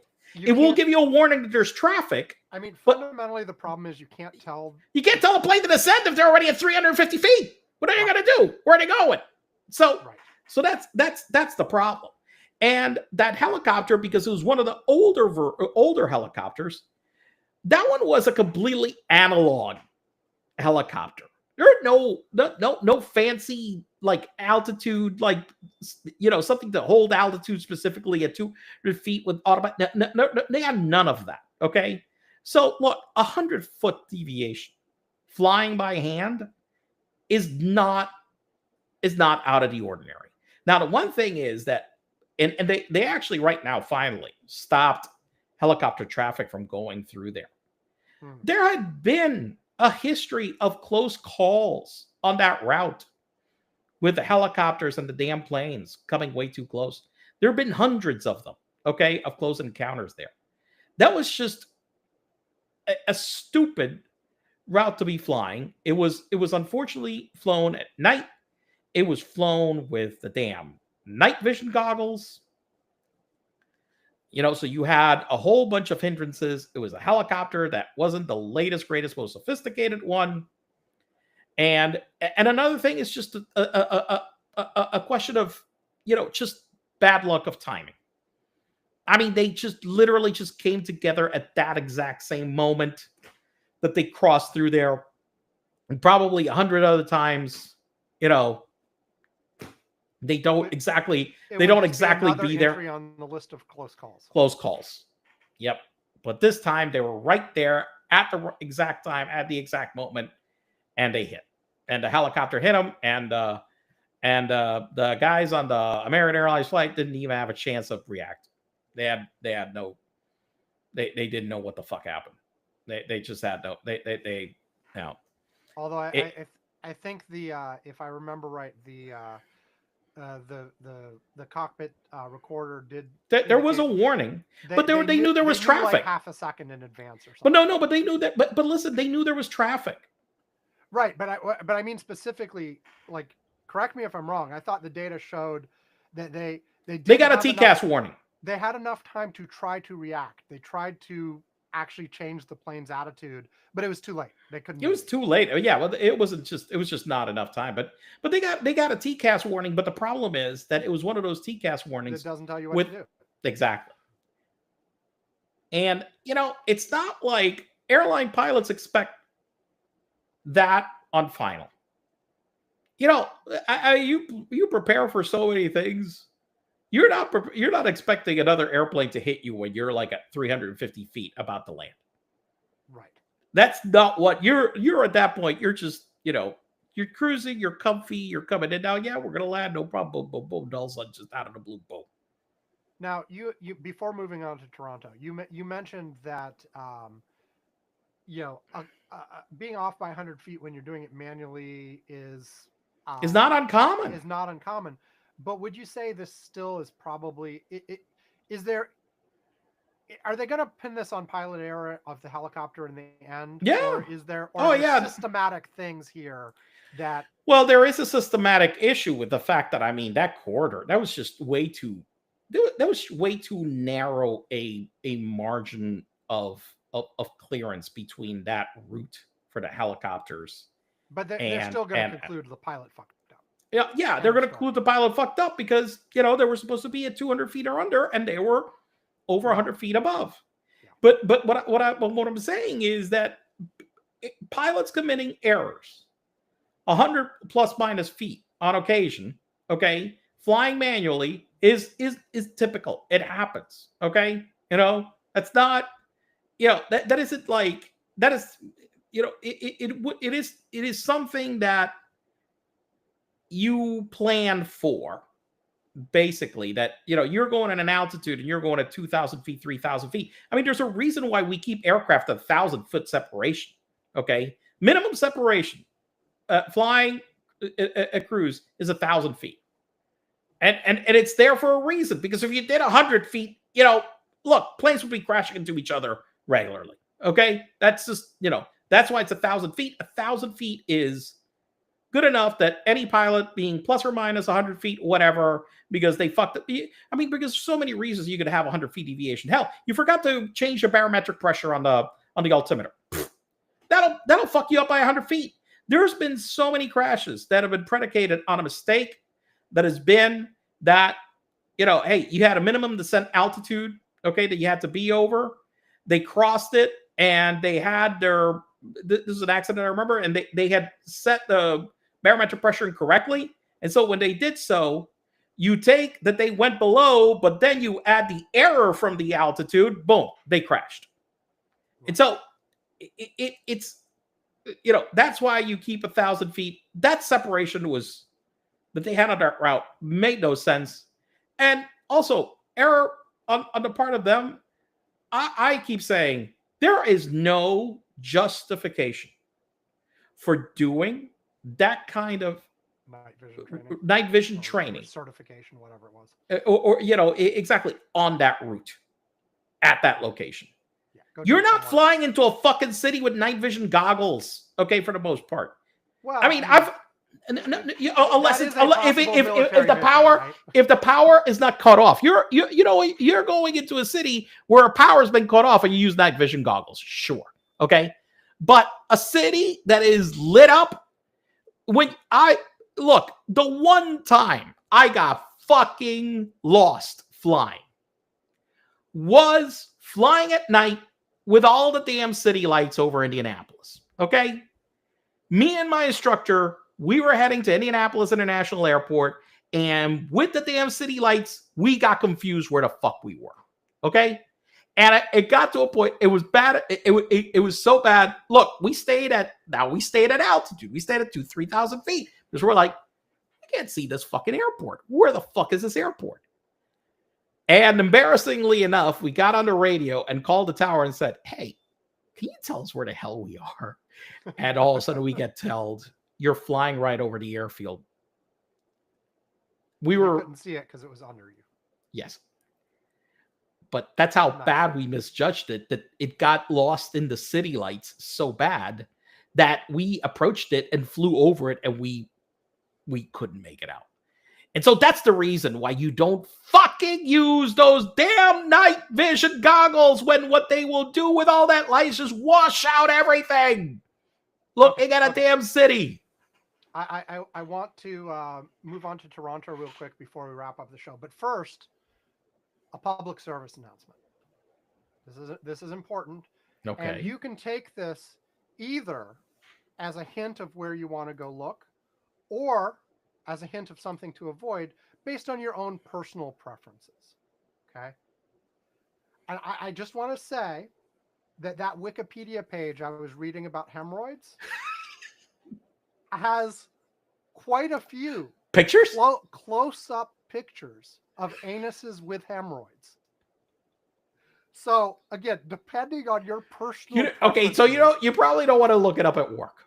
Well, probably not at work, but depending on your personal preferences, maybe you may want to go there at all. Maybe, but maybe there's some people who are like, oh wow, I want to go investigate that resource. Or perhaps you'll want to avoid it. You're giving a warning. I am giving, a content warning. This is a content warning. Well, no, it's only a warning for the people who don't want to see it. Well, that's what I'm saying. Yeah. For the people who do want to see it, it's advice.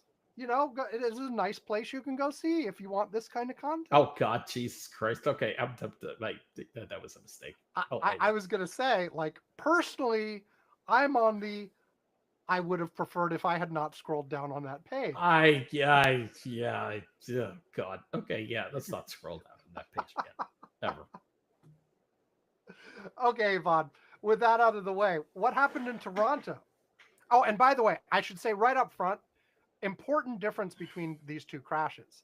In DC, everyone died. In Toronto, everyone lived. Yes. Remarkably, but everyone lived. Some significant injuries, but like everyone lived.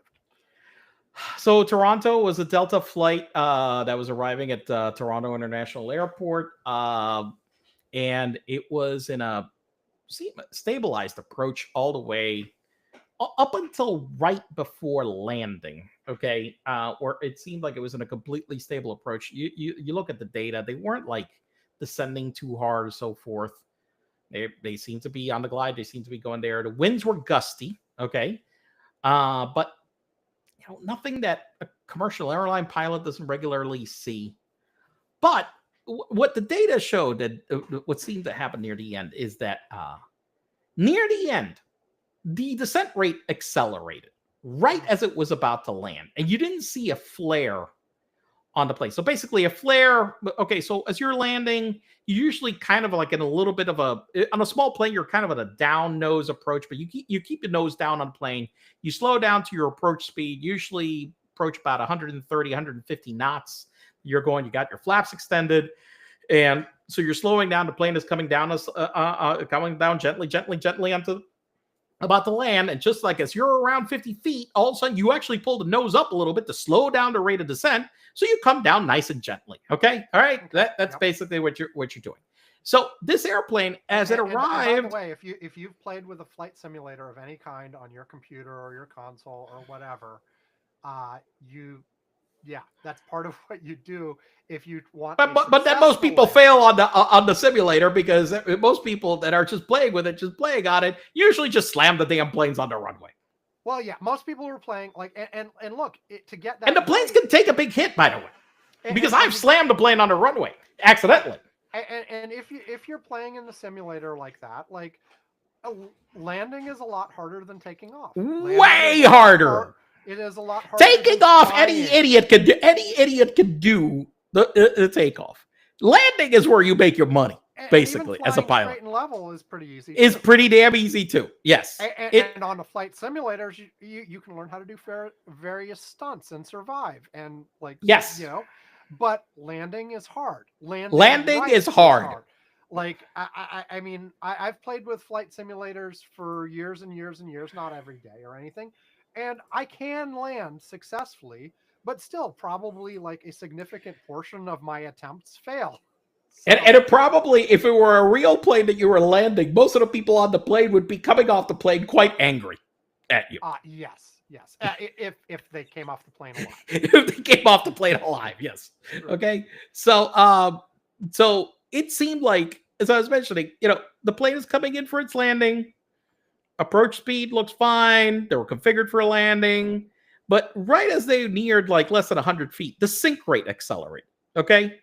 And so speculation has been that because you're looking at the speed that they were approaching at, because of the strong gust, that maybe they hadn't added enough extra speed to compensate for the fact that, because the winds are gusty, all of a sudden the wind could slow down.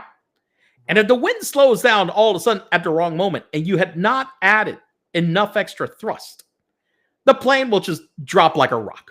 Okay? And that's what it seemed like happened. All of a sudden, near the end of the approach, if you're looking at the speed seemed like it was more like a speed for a normal approach. And the plane all of a sudden came down very, very quickly and well before the normal landing point. And so when the plane came down super quickly, it hit so hard, it broke off the right wing. And what happened is that the plane cartwheeled because, well, the left wing was still intact, so it was generating lift. So it just went, and as the plane slid forward, that wing still had lift, and it flipped the damn plane over just as it was landing.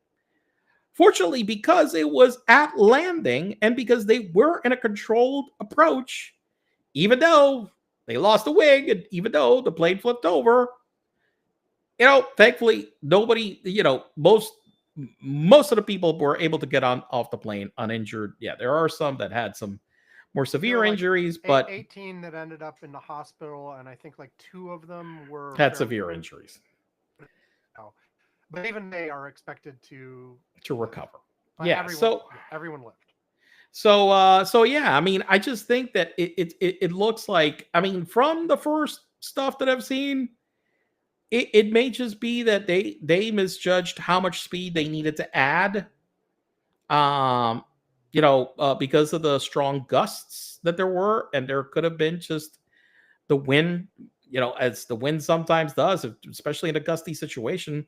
The gust came in, picked them up real quick, and then all of a sudden the wind just died down, and they didn't have enough extra speed on it, and the plane just hit the runway hard. Hard, but look, way harder than normal. I mean, because look, hard landings happen to everybody. I mean, I've been in commercial planes doing hard landings quite a lot of times. I will say that, especially when I was learning to land a plane, believe me, almost every early plane was a hard land. Every landing was a hard landing. I mean, my instructor was like, at one point, ow! How many of these are we doing? Can you stop just dropping us like a rock on the runway? So it took a while to learn not to do that, okay? So yeah, hard landings happen. But this all it just seems it was just a landing that was way harder than normal. And one of the things that obviously there's not enough information yet, and we'll see if more information comes up, whether there was prior damage or repair or something that happened that maybe led to that wing being weaker than it normally would have been. Because there was a recent accident that actually happened with a private plane, I will say, but that came to mind when we were doing this, where it was a private plane that landed very hard, and the landing gear on one side failed, okay, and they wound up crashing into another plane that was on the tarmac, unfortunately, and killed those people. And when they were going through the records of the aircraft, they had found that apparently they had recently had a repair on that landing gear that failed on landing. So so obviously people are going to be looking at that information to see whether there was something in the history of the repairs of the plane. I mean, having had repairs that unfortunately later on came to cause a crash is unfortunately something that does happen. It doesn't happen very often, but it unfortunately is something that has happened in the past. So that is something that they will look at. Or it may have just been that they really, really hit the runway that damn hard at that moment. But like I said, from the data that we've got, ADSB data isn't the same as the flight recorder data. Once they get they don't have that yet. Once they have that that data pulled up, and then we'll look at that. Of course, we never even talked about the Jeju air crash in South Korea, like that happened a while back. Where that one, well, we don't know what the hell happened on that one, by the way. Because this is one of those things. There's a lot of also commercial airline crashes outside North America. North America is a one where we've just haven't had barely any. But in the rest of the world, I mean, you got a lot of them too. Okay, far more than in the U.S. And we have there are different requirements for airline pilots in the U.S. There's also the feed of Air Force pilots. How many are ex-military pilots that turn into commercial pilots? It is huge in the U.S. Okay, and the training standards for our military are superb. Okay, for for pilots. Okay, our military pilots are. I can safely argue they are the best they are the best in the world. And so you get those guys that come off of doing that and and go straight into commercial aviation, that you've got the level of the average level of pilot. And by the way, the US also has and has had for many years, due to some earlier accidents, much higher requirements for minimum flight hours for anybody flying commercial. In the rest of the world, they will put a lot of pilots with 500 hours into a co-pilot seat or whatever, in order for them to pick up hours. In the US, many years ago, because of certain incidents that happened, the minimum got raised to like 1,500 hours. If I remember correctly, it's over 1,000. And that is a much that is a much higher threshold than the rest of the world has. Some have argued that that's created a pilot shortage. Okay, but at the same time, I truly believe that a big reason why our commercial aviation is that much safer is because that is the level of experience that we demand from anybody behind flying a commercial airline. So do we have better maintenance requirements as well? And the maintenance requirements also, we have the maintenance. the maintenance systems, requirements, audits, everything. It's just Wait, Yvonne, just to be clear, regulations. Yeah, amazingly enough, huh? Can you believe that? Oh well, we're gonna get rid of Stunning. all those anyway. Yeah, we'll get rid of all of those, and then we're fine. And we're firing half of all the people who work in those areas anyway. So NTSB, FAA, we don't need those things. Yeah, we don't need Okay. that shit. We don't need any of that. Sorry to distract with the political stuff. Yeah, we don't need any of that shit. Regulations. Any other plane crashes you want to review real quick before we wrap this sucker up? I'll tell you this: if you guys want to go see a hard landing that didn't cause a crash, okay, in the Blanco area channel, there is one from April 2023. There is a really cool hard landing of a Cargo Lux. If you look up Cargo Lux 747-400 Cablamo, okay, that's there is. It's a 747-8, the latest one that has a really hard, fucked up landing that they wind up going around afterwards. But it's one of those videos where you want to see a hard landing. That's our like. That's why I'm wondering if was there some kind of repair on that plane that failed, because you look at how hard that plane landed and it still was able to go around. You're like, wow, so how come this one couldn't resist that one? So okay, well, let's wrap this up. Curmudgeon-corner.com. Go there, find our archives, find all the ways to contact us. As I said, if you have any career tips for me, you can contact me through the things on Curmudgeon's Corner, curmudgeon-corner.com, or go to abelsmay.com/resume. It has some contact info too. But all the contact info, all the archives, transcripts, link to our YouTube. I still haven't linked to TikTok. TikTok is still out there, but I'm holding off, and I'm still posting highlights on TikTok. You can find us, just search Curmudgeon's Corner on TikTok. I haven't bothered linking it yet, though. TikTok is back. Fully resolved. Well, it's back, and it's back in the app stores as well, but it's not fully resolved. They still have that 90-day deadline, so we'll see what happens then. I don't know. Basically, I'm just lazy. I don't want to add the icon yet. But, but yeah, find all the links to everything, including our Patreon, where you can give us money at various levels. We will mention you on the show. We will send you a postcard. I still have not sent the postcards. We will send you a mug. I still have not sent the mug. Sorry, folks who I owe those things to. I will eventually. I've been kind of busy.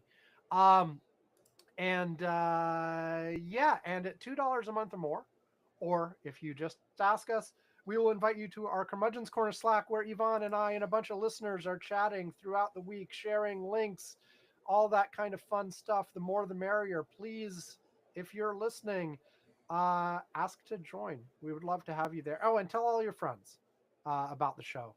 Get more people listening, damn it. And follow us on TikTok and YouTube and guys with stuff that can donate $1 million to our Patreon or more. Please. Yeah. It doesn't even have to be $1 million a month. It can be 500,000. Yeah, there you go. Okay. So Yvonne, any highlights from the Slack this week that will make people really, really want to join us there? Any highlights from the Slacker Dome? Let's see. What do we got here?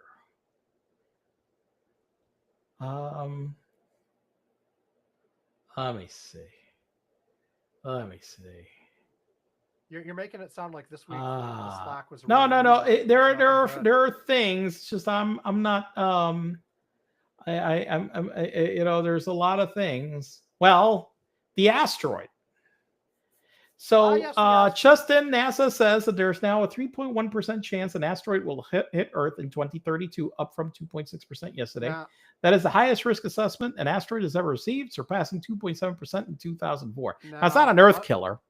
Unfortunately, there's also an update. More recently, since I shared that, the odds have dropped to less than 0.5%. But apparently, the odds are increasing of it hitting the moon instead. Oh, what the fuck? Now, if this thing does hit, I think it's like a quarter It's of not a a. It's percent now. yeah. Or It's something not like that. but it's not a. This was not an Earth killer. This No, it was is like a a ci- it city is a killer. pot- it is a city killer potentially. But even then, they actually were they're not sure if it'll actually hit the planet at all or not. But apparently, they have a pretty good idea if it hits the planet, where it would hit the planet. It's a path that stretches from the west coast of South America up through the Atlantic Ocean, across the Middle East, and into India, um, and Northern Africa as well. I forgot to mention Northern Africa on the way to the Middle East. That's the path that it could hit. So even if it did hit, there's a significant chance of ocean, and if it missed the ocean, there's a significant chance of like the middle of the Sahara Desert or Oh, other uninhabited places. most of the Earth is water. I mean, that's the reality. That's why, even though we've gotten hit by these things before, the reality is that most of the damn Earth is water. Yes. So Well, and most of the land is not cities either. it's not Most of the cities. and is land. Most of the and I mean, most like of the we had land is relatively unpopulated as well, because human populations the bland, the cluster. shavings. Well, we had that one that hit like the In Russia. Siberia, right? Yeah. Well, the two most famous ones were one in the early 1900s. There was the big one in Siberia that was, really large. Made no, yeah, it was felt around the world essentially, but then people had to. There was an expedition to go find it and found like hundreds of square miles of flattened trees and such. And then there was the one from just a few years ago that was a big fireball that impacted in Russia, and there were lots of broken windows and a few injured people, but no one killed. Um, so they happen occasionally, but this was the biggest risk on that risk scale that has been determined so far since they've created it, and we've been doing good asteroid tracking. But it now looks like the odds of it hitting the Earth are dropping. The odds of it hitting the moon are increasing. Last I heard, it was like 1% chance of hitting the moon. So it's when still, is Elon setting up his moon colony? and this was like 2032 or something, so not that far in the future when this thing was going to hit. But it's still a much bigger chance that it'll miss both the Earth and the moon. But So when is Elon setting up his moon colony so we can just Elon is very much against anything with the moon. He wants to go straight to Mars. fuck. He's only agreeing to like do some moon stuff because NASA's paying him to. But he just go to Mars. Fuck. Damn. But don't worry, things hit Mars all the time too. That's true. I really would like to accelerate his launch to Mars. His personal launch to Mars. Correct. Yes. Yeah. Now I know his this own week rockets. because he was all talking so much smack about the ISS and whatever. Mark Kelly, the astronaut, went on X and said, "Listen, you coward! When are you getting on one of your rockets? You freaking coward!"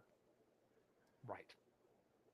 So This is what we get. he should have been in. He should have been in that car they launched.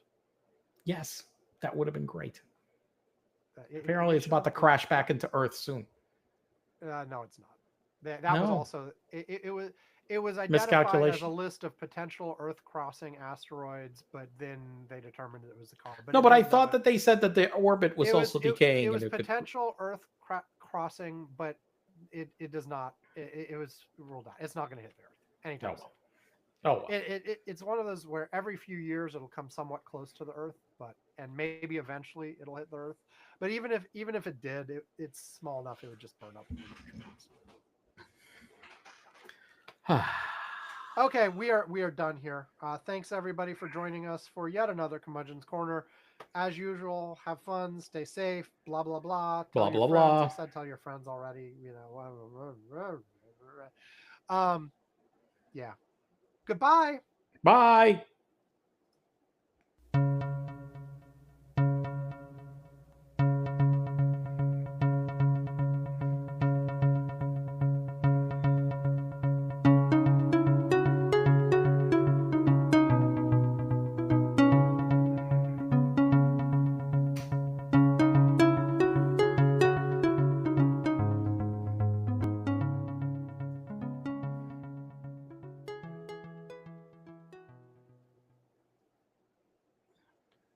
Okay, we're out.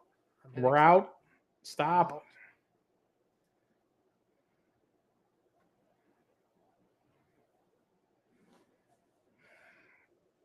Okay, I'm done here. You're done. Wait for me to hit 102. I'm at 99. 99, 99, 99. Done. Okay, bye. Bye.